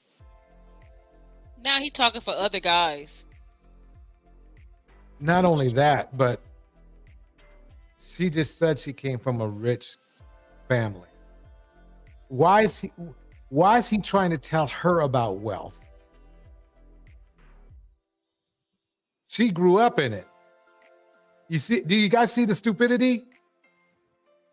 Does he look like he's amassed wealth? Hell no. On conversation, and we can talk about it. If you want to talk about it more, feel free to DM me at the Emily Huff. I got you. Thank you. Nice meeting you. Bye, Jen. Bye. Did you like him? Not given my type. No. Wait, she So- said she didn't have a type. Right. What's that? You see it? You see what's going down? And what's funny is this. If she would have instantly pineappled him, I mean, he's probably mad right now, right? Saying, "Oh, why you do that to me? Blah blah blah blah. I thought, why'd you lead me on like that, right?" But then when you just tell somebody straight up, or you brush them off, like before we were talking about with the other dude, right? Then they still get mad. Let's keep it going. This is getting good. Not given my type, as in money was such a conversation. Mm-hmm. As I stated earlier, if he was listening, I make my own money. I have my own money. I have family money, and I have so many ways of sources of income that I can make. So when it comes to money, it's not a big priority or anything to me. He Okay. took that a little too serious, in my opinion. Okay. All right. Let's see. We got more. We got Dejan. Hi, Dejan. You nailed it, Bridget. She hasn't done anything on her own. No, it's either family or whatever. She's just having fun. It's you. Oh, hey, what's good? Hey, Dejan. Yes, sir. Can y'all hear me? Yes. Cool. Yeah. So Any brats gonna come up here I guess for like her? what you looking for in a minute? What? Any brats gonna come up here for her? Any I haven't looked at this footage. This is fresh. But we're gonna find out together. Okay, pineapple. Ah, damn. I mean, she just answered that question and you were here. Yes. Come with something else or Thank introduce you. yourself. Do something. Thank you. Let's see. I got Andrew. Hi, Andrew. Okay, Andrew with the Supreme hoodie. I'm feeling that. But what's up? Why you don't have AirPods? Oh my We can't hear you. God. Take them off. Ain't that something? I got Melanie can't save her. You can't save her, Melanie. She gonna get dragged tonight.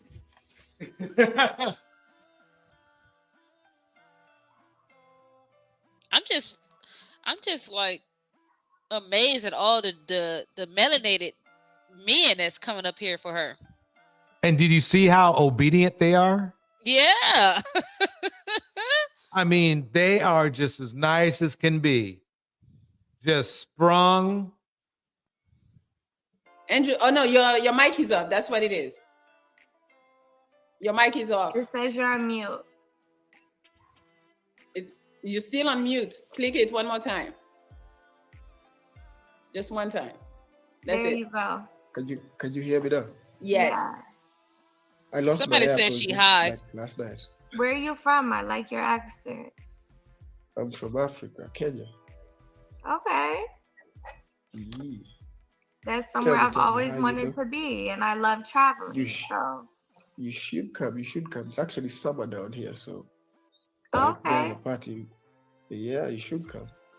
that would Have you be ever heard of fun. Gary, South Coast? Okay, honestly, that's all I need to hear. DM me on Instagram, the Emily Huff. Okay. Say less. Say no more. All right. That's it. That's you just needed him to tell you he wants you to come Yeah. to something? Yeah, I'm feeling that. Okay. All right. Let's see. Sir. This one, Melli. Hello, how are you? Hey, Emily. Hi, how are you? How you doing?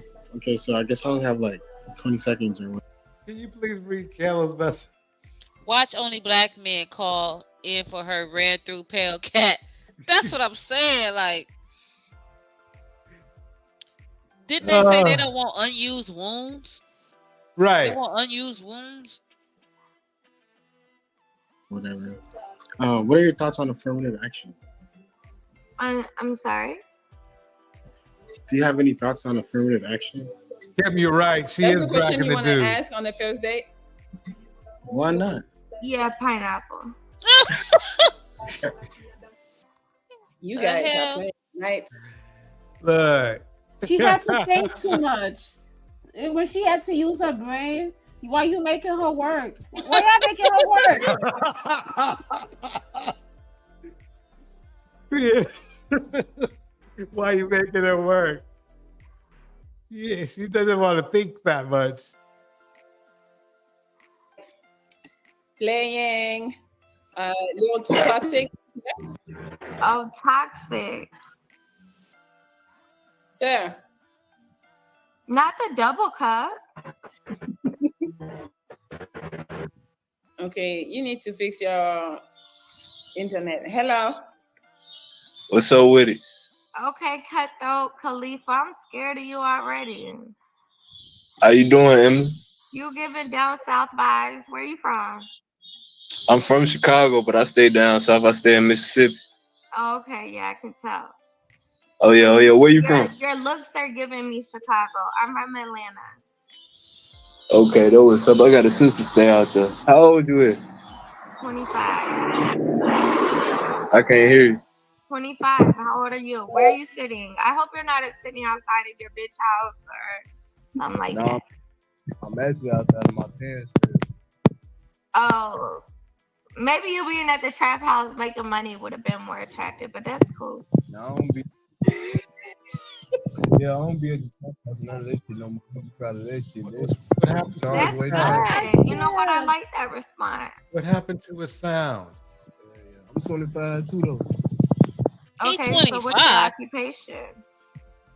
Yeah, at the moment I'm just working a 9 to 5, just some regular shit, you know, trying to stay productive. I respect Got a lot of that.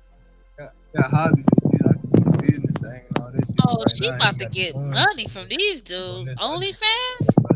Yeah, that's what she did it for. I like that. Do you believe in God? Oh yeah. I can tell. Okay, well, I know it's a Emily Huff God. on Instagram. That's weird as hell. I'm If anyone confused, else though. would like to come up, let me drop the So I'm confused. It's like, so she's trying to get with these guys to sleep with them to post her videos on OnlyFans. Like, what is the end game here? No, for real. I really want to They know. pay her to look at her videos. That too, but that's it. Like, come on, cause she gotta want men who got money, like who got money to spend. If you on get her. 1,000 suckers for $10, I mean, I don't know. That's all that she's worth. This is sad. Like, come on. Not only that, this displays a really, really bad perception of Black men on, throughout on the internet. So she's basically saying you should have been at the trap house selling drugs or something. And that's what she thinks of Black men. she's just looking for more OnlyFans. No, she said that. Then she said you should have said that you was at the trap house. Lord have mercy. I don't know.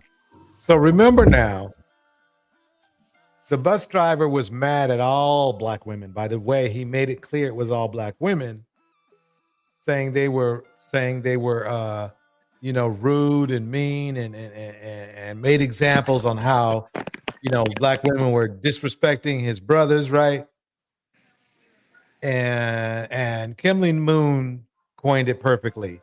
This girl is aggressive and masculine. She's roasting these broke dudes. As and she should. is.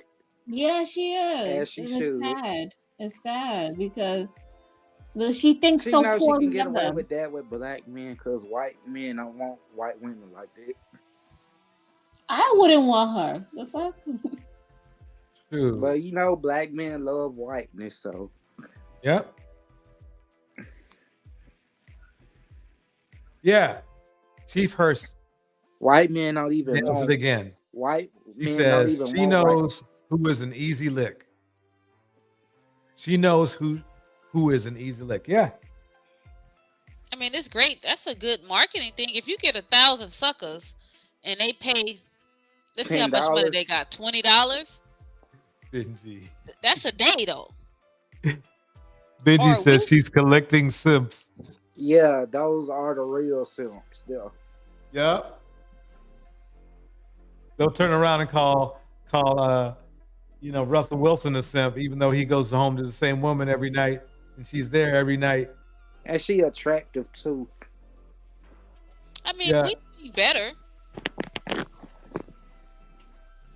I wouldn't say she's ugly, but she's not like some white women I've seen. Yeah, L Dub says no, she's recruiting supporters for her OnlyFans. Yeah, I think so too. Because she's not really that picky. She's not picky at all.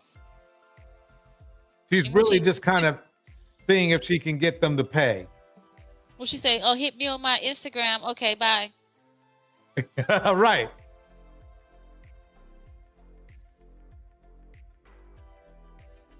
Exactly. Do you have an income to pay for off video sessions? Yep. What'd you say? I said DM me on Instagram. DM Lee Huff on Instagram.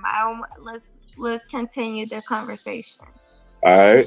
I hope you have a great 4th of She is playing these dudes. Yeah.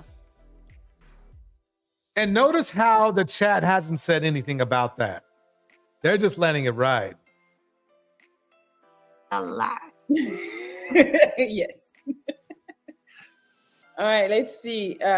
We got Cold Moss. Hello. Hey, what's good, Emily? Okay. Hey, Cold Mars. How's it going? How's your day? My day's great. My day's almost over. It's 9:19 where I am. It looks sunny where you are. Where are you? I'm out in Arizona. It's only 6:19. Oh my gosh, I lived in Arizona. No, really? What part? In Scottsdale for 3 years. I liked it out there. I mean, I was just out there last night, actually. She a chameleon. Yeah, you were at the little horseshoe. Yeah. She adjusts to every man that came on here. Yep.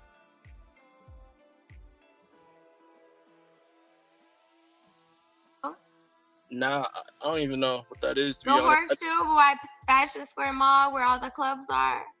Oh, Old Town? Yeah, Old Town. Well, Old Town, yeah, Old Town. Yeah. Yeah, I was out there. It was popping, you know? You should have... Well, why'd you move to Atlanta? I'm born and raised in Atlanta, so I was out there. I was dating somebody, and that's where his job was. So we relocated out there. All right, got it. All right, so Emily, I got a question for you. So, your situationship's kind of throwing me off. So, I know you're in one right now, but like, let's say me and you vibe hella. Do I have to wait until you're single, or do I get to see you while You hear this? Oh my God. Welcome to the stage, Angelina. Hey. Do you hear this guy, this poor soul here, begging? He's not even with her. No, I missed it. I was entering. Oh my gosh, okay. Let me bring him back. This is important. This is important right here. You can bring him back with. Okay. All the clubs are. Oh, Old Town? Yeah, Old Town. Well, Old Town, yeah, Old Town. Yeah. Yeah, I was out there. It was popping, you know? You should have... Well, why'd you move to Atlanta? I'm born and raised in Atlanta, so I was out there. I was dating somebody, and that's where his job was. So we relocated out there. All right, got it. All right, so Emily, I got a question for you. So, your situationship's kind of throwing me off. So, I know you're in one right now, but like, let's say me and you vibe hella. Do I have to wait until you're single, or do I get to see you while you're in a situationship? That's more of a DM question. We can talk about it, but I'm sure my little situationship is probably watching. But we can talk about it. What the heck? She got game like a mug. So she got a pimp. You see how yes, she obedient does. these guys are? I mean, look how obedient. He's still gonna hit her up. Yeah, but the thing is, obedient for what reason? These guys are not trying to marry her. This is the thing. It's like they are. She says she comes from money. She says she works for OnlyFans. They want to be the leader of her money and her OnlyFans. The first one comes up and starts talking about how, it's not just good enough to have money, but you've got to maintain it like he has any to maintain. You know what I mean? So he's already kind of doing the speech to be the leader of her money and her finances. So they're seeing something that they can use, which is why they're all up there. Nobody's trying to marry this woman. And that's no slur to her, but that's what's going on. That's why they're so appeasing. That's why they're so, oh my gosh, you're the greatest. Because they don't want her for real. They want what she has. I don't know, Angelina. I don't know. With the pathology. I don't know. Yeah, their pathology is using people like this. That is what they do. I never thought about that. That is true. That is their pathology. It's like, okay, I'll be your pimp. You're an OnlyFans. Okay, cool. Oh, you come from money. Awesome. That means I don't have to provide anything for you, really, and I can just act up because you like a bad boy, and you'll just pay for stuff for me. Okay, I get that angle. You know what I mean? Because you're a ride or die, right? Because I'm gonna make sure you're a ride or die, and I'm gonna pretend like I know what I'm doing. It's game. But she's also running a game on them, which is come to me, come to my Instagram and pay me money on OnlyFans. So she's attracting them to make money from them, and they're going to her to make money from her. They're going to lose because she has no regard for them whatsoever.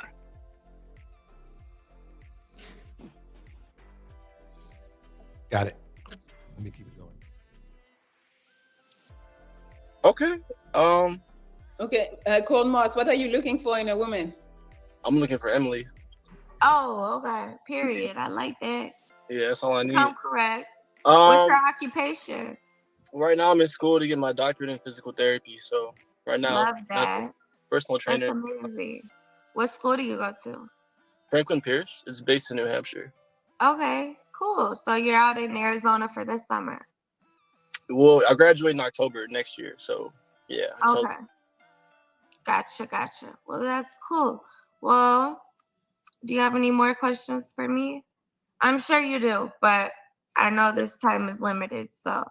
Yeah, no, I'm about to go hoop right now, probably. So I'll probably. Okay, well, DM me. My Instagram is the Emily Huff. All right, got it. I'll see you. All right, nice meeting you. Nice meeting Bye. Bye. Did you like him? Yeah, I liked his vibe, his energy. And answer your question. So you can go now. It's a limited amount of time, and because there's still guys who want to talk to Emily.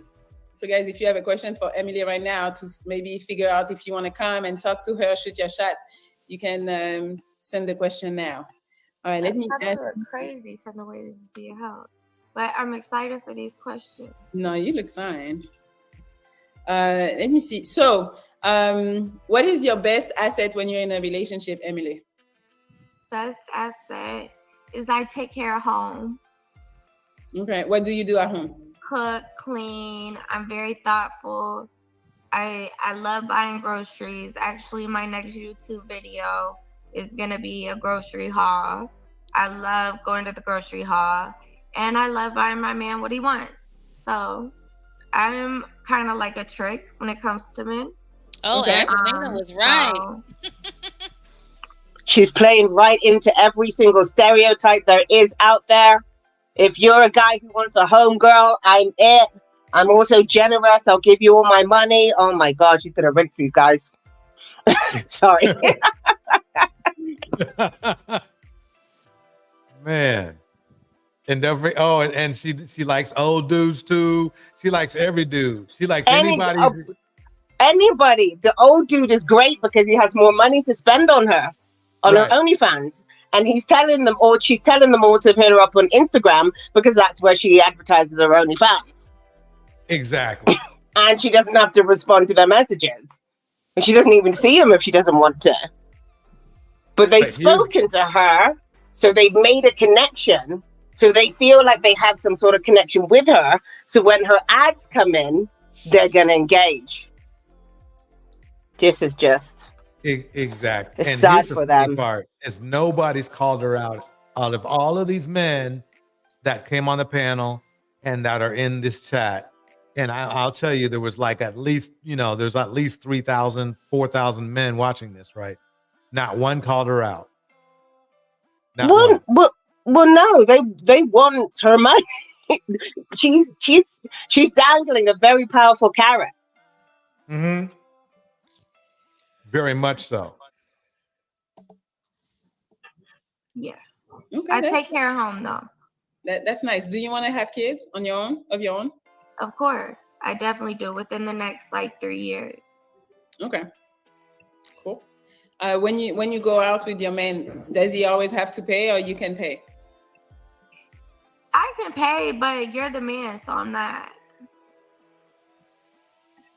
So you so you say you can pay, but you will not pay.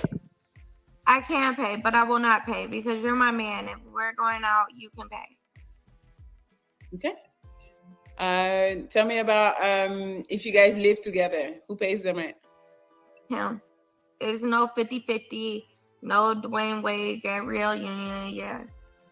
That's what they're doing? Yeah. And I'm not with it. Okay. I didn't know. I thought she said she. Yeah, girl. I thought she said she was generous. What happened to that? It's cap. Absolute cap. Sorry, carry on. Yeah, I'm going to drop chat. King Lucifer. Don't forget about me and Creative in that Cash App. A big thing, and it's crazy, but to each his own. But it's not for me. For sure. How do you feel a guy with a high body count? Can you date him, or that turns you off? Yeah, everybody has a past. So I think I would join don't- that show one day just to troll. That's not a factor to me. Okay. Let me see. I think somebody sent a question. Okay, 9/11 baby got with the question. Are you trying to make your ex jealous? Who's my ex? Or maybe not your ex. Maybe he's talking about your situationship. No. But like I said, I'm young. I wanna. Well, here's the funny thing. Here's the thing on top of this. All of these guys know that she's getting, she's got a dude, right? So if that's the case, why would they desire her? I mean, Exactly. don't they say? I mean, don't they? These men, I have seen them on others on this, on other instances of the show, and they would, if they heard a black woman say, "Oh yeah, I have a situationship," they buried her. I mean, they dragged her through the mud, the dirt, and then they put her in a big hole and buried her. This woman right here, they're like, "Oh, can I share you? Can I share you?" It's crazy. I wanna get to know people. Okay. Let me see. One eye really big and one really small. I call her Biggie Smalls. I told you it's the way I don't have a ring light, so it's the positioning's off. But good joke. You look fine. Let me see what they're saying. She's young and she's finding herself. Yeah. Oh, wait a minute. Now it's she's young and she's finding herself. But if she's a black woman, she's a 304. I get it. I totally get it now. No, because the black woman isn't on OnlyFans with coming from a family of wealth. Exactly. So the only thing she has to offer, I mean, not the only thing she has to offer. Obviously, there are other things she has to offer. But she's offering standard stuff that he can't really, he's going to have to invest to be with the black woman, right? He's going to have to pull his weight to be with the black woman. He's going to have to, pay some stuff out. So, and the fact that this one has a boyfriend or a situationship is even better, even less for them to do. Oh, I see, because she's going to lead them to believe that they can finesse her boyfriend, right? Or did I miss? What do you mean, lead her to believe that they can finesse her boyfriend? No. The guy, she's trying to lead the black men to believe that her and they both can finesse her boyfriend. Yeah, he could. This is why it's a situationship and not a relationship, because she needs to give the impression that it's not stable enough and someone else can come and infiltrate and take that boyfriend's place. Got it. Okay. Which she's got no intention of doing if she has a person at all.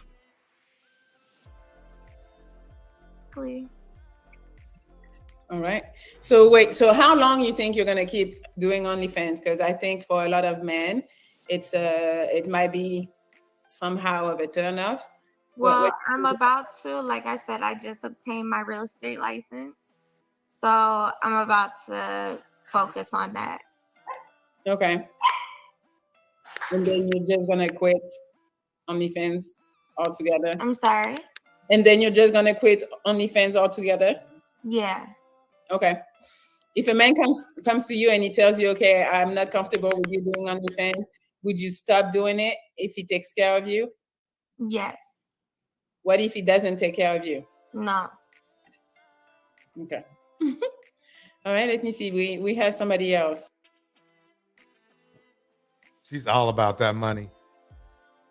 She's all Absolutely, about that money. 110%. And didn't we see something that shouldn't be, these men be calling her a gold digger by now? Shouldn't they be like lighting up the chat saying you're a gold digger and dragging her for that? No, because they're the ones digging for gold today.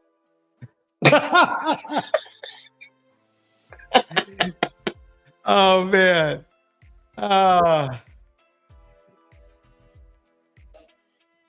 We have Greg. Hi, Greg. Pass. A pineapple. You said pass? I meant pineapple. Okay. Sorry, Greg. Let me see.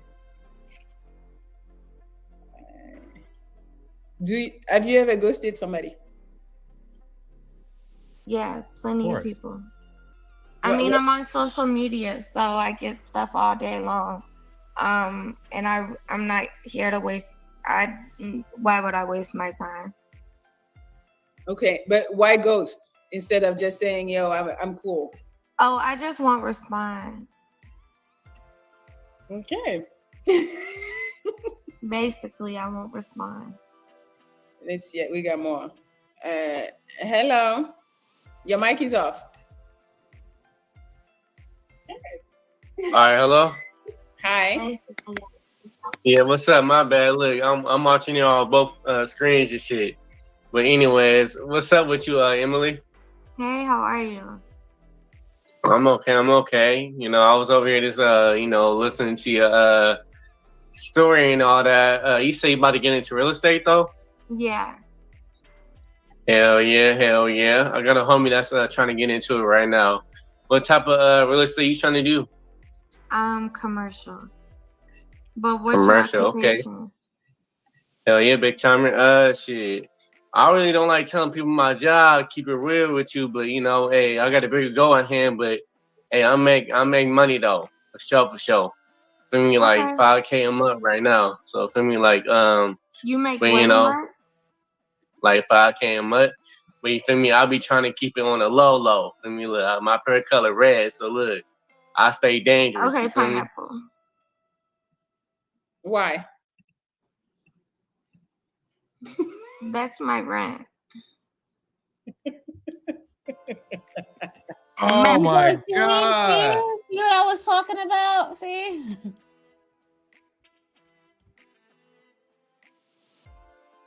Wow. I think she's been listening to the music too much. I don't know, she hasn't really been to the hood. She hasn't really talked to anybody who actually came from there. I don't really think she has Black friends, to be honest. This is crazy. LA. So wait. So there is a minimum. How much he needs to make a month? At least probably 20. 20 a month?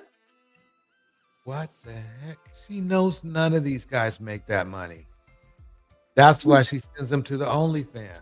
And she's online, and these guys are retarded. I want to see the next person call up. I'm here for this. That's a surprise. $5K a month. This is crazy. That's what I'm used to. Yeah, that's I'm not gonna lower my standards. Okay. What is your longest relationship? Let me do something real quick. Let's look in the chat. Let's see what they're saying in the comments. Okay, well, this guy's calling her low level. Who's Jay has shocked her into submission. She is highly confused. Who's Jay? I guess Jay's ended the show. Jay needed to be a permit bond. Oh, okay. So they're all talking about Jay. Why are they talking about the dude?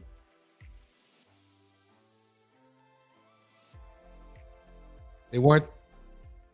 Okay, let's find out who Jay is. Relationship. 4 years. Okay. But like I said, I'm on here. Yes, I am young, but my man, I have a great man. So to compete with that, yeah, it's gonna be tough. But again, okay, try to explain to me better why, if you think you got a great man and he takes care of you, he makes the money you want, he's good to you, why you're looking for somebody else? Maybe for fun. So you would have somebody on the side? Maybe. He's okay with that? No, but wait a minute, and remember now, and he might be watching.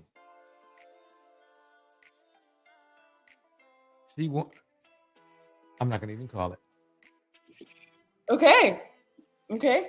So you want to hear, he's watching you and you know he's not okay with it. You're going to be okay when we're done with the show? We're here. Okay. We're here. All right, let me see. Jay. Hey, I'm sorry, Emily. I gotta ask you, kind of give your understanding what Melli is trying to do right now. Her show was very enlightening. She kind of humbles women. And I don't humble women. Wait a minute. Isn't this the dude that she dropped before? Okay, Yeah, let's see because what- he was asking them too many personal questions, you know. Man. Okay. This is going to be interesting.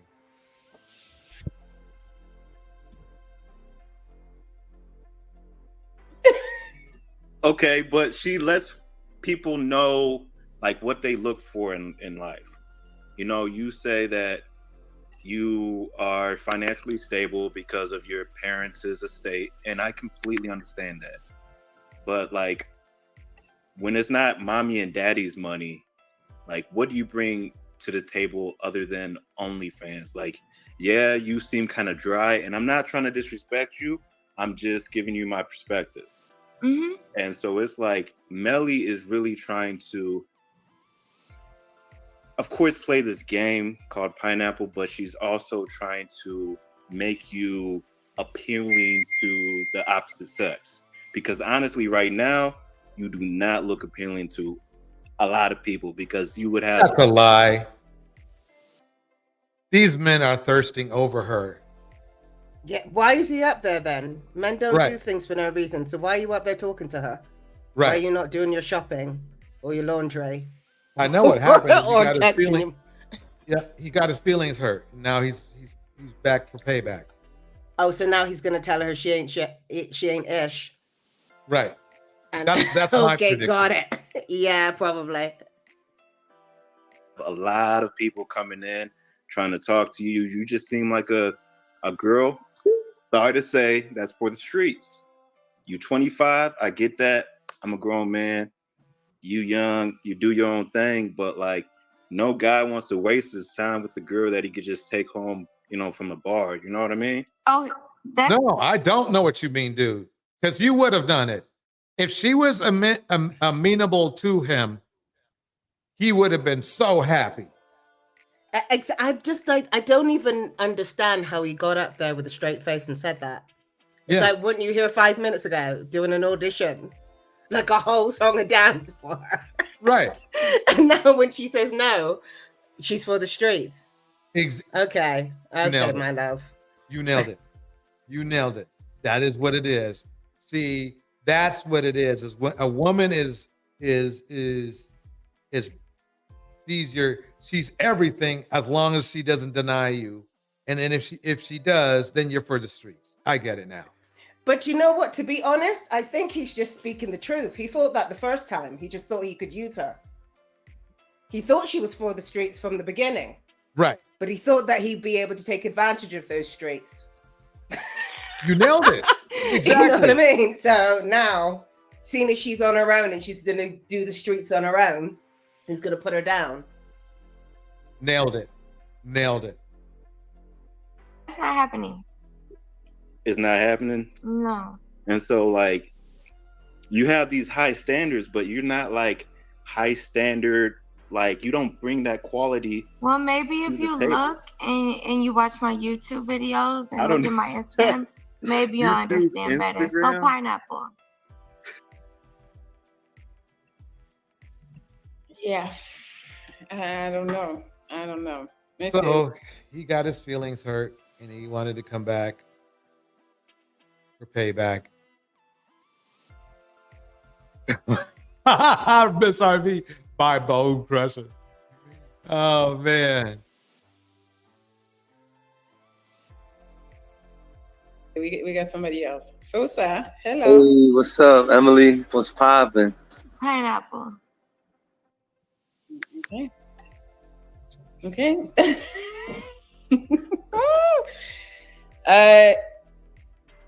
Guys, if you want to come and talk to Emily, you click the link in the description of this video and you can just join and talk to her. I don't know. I don't know, guys, where you at? It's getting rough out here. It is. And honestly, is giving our love my man, because this honestly coming on here goes to show I have a great man. And I think this was a learning experience of me appreciating my man 10 times more. Okay. So she had to go cruise the streets to appreciate the man she has now. Interesting. Well, yeah, what do you think? So she's going back to being loyal for 5 minutes. There was nothing out. Because there was nothing out there. Exactly. Only thing I have to say is wow at this point. It's nothing else. Yeah, nothing else. That's all I have to say is wow. This is a joke by itself. Like, she doesn't even need to be on this platform. I don't understand. Like, she would do herself more favor if she took an etiquette class. She needs one. Yeah, I agree. I mean, the thing is this. I don't think she's the type of person. She hits me as a type of person that is just looking for opportunities and options. You know, whatever comes up, if she wants a piece of it. And obviously, she's not submissive because she must be running the relationship if her dude, who she made it clear does not want her to have a side dude, right, is watching this show to see if she's going to get a side dude. Unless he's technically her pimp. Yeah, if she's a prostitute, it's a pimp. I mean, not everybody on OnlyFans is selling their body, but the way that she's operating indicates to me that she's probably selling her body, which means she probably has a pimp. Right. Just the way that she's advertising. Exactly. Boom.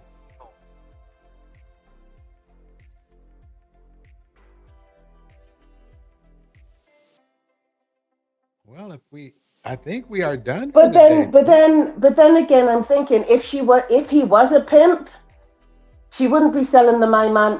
That's a bit interesting. I think it's safe to say she's an opportunist.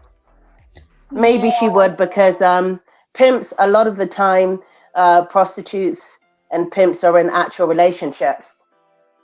Yeah, that's a big push. Popular, yeah. So yeah, again, yeah. I don't know. I don't even think she looks that even attractive when she came up here. To these men, she does though.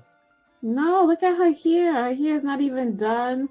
I don't know. It looked like she got a lip injection. No, but look, she's got the right skin color for these guys.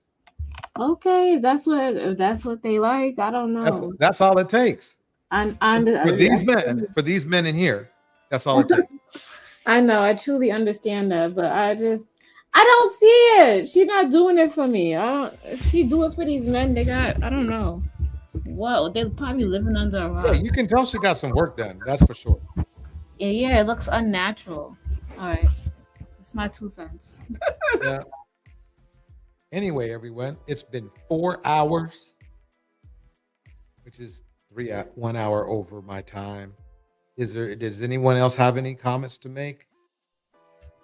Nope. Yeah. Great show. This was hilarious. It was funny. We had a good old time. Yes, we did. So all I have to say is,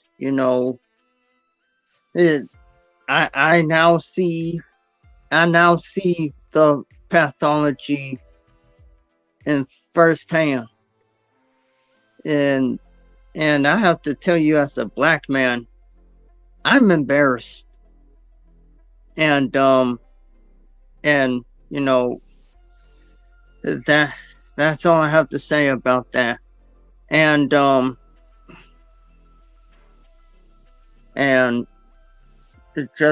just wow. And it shows that, the majority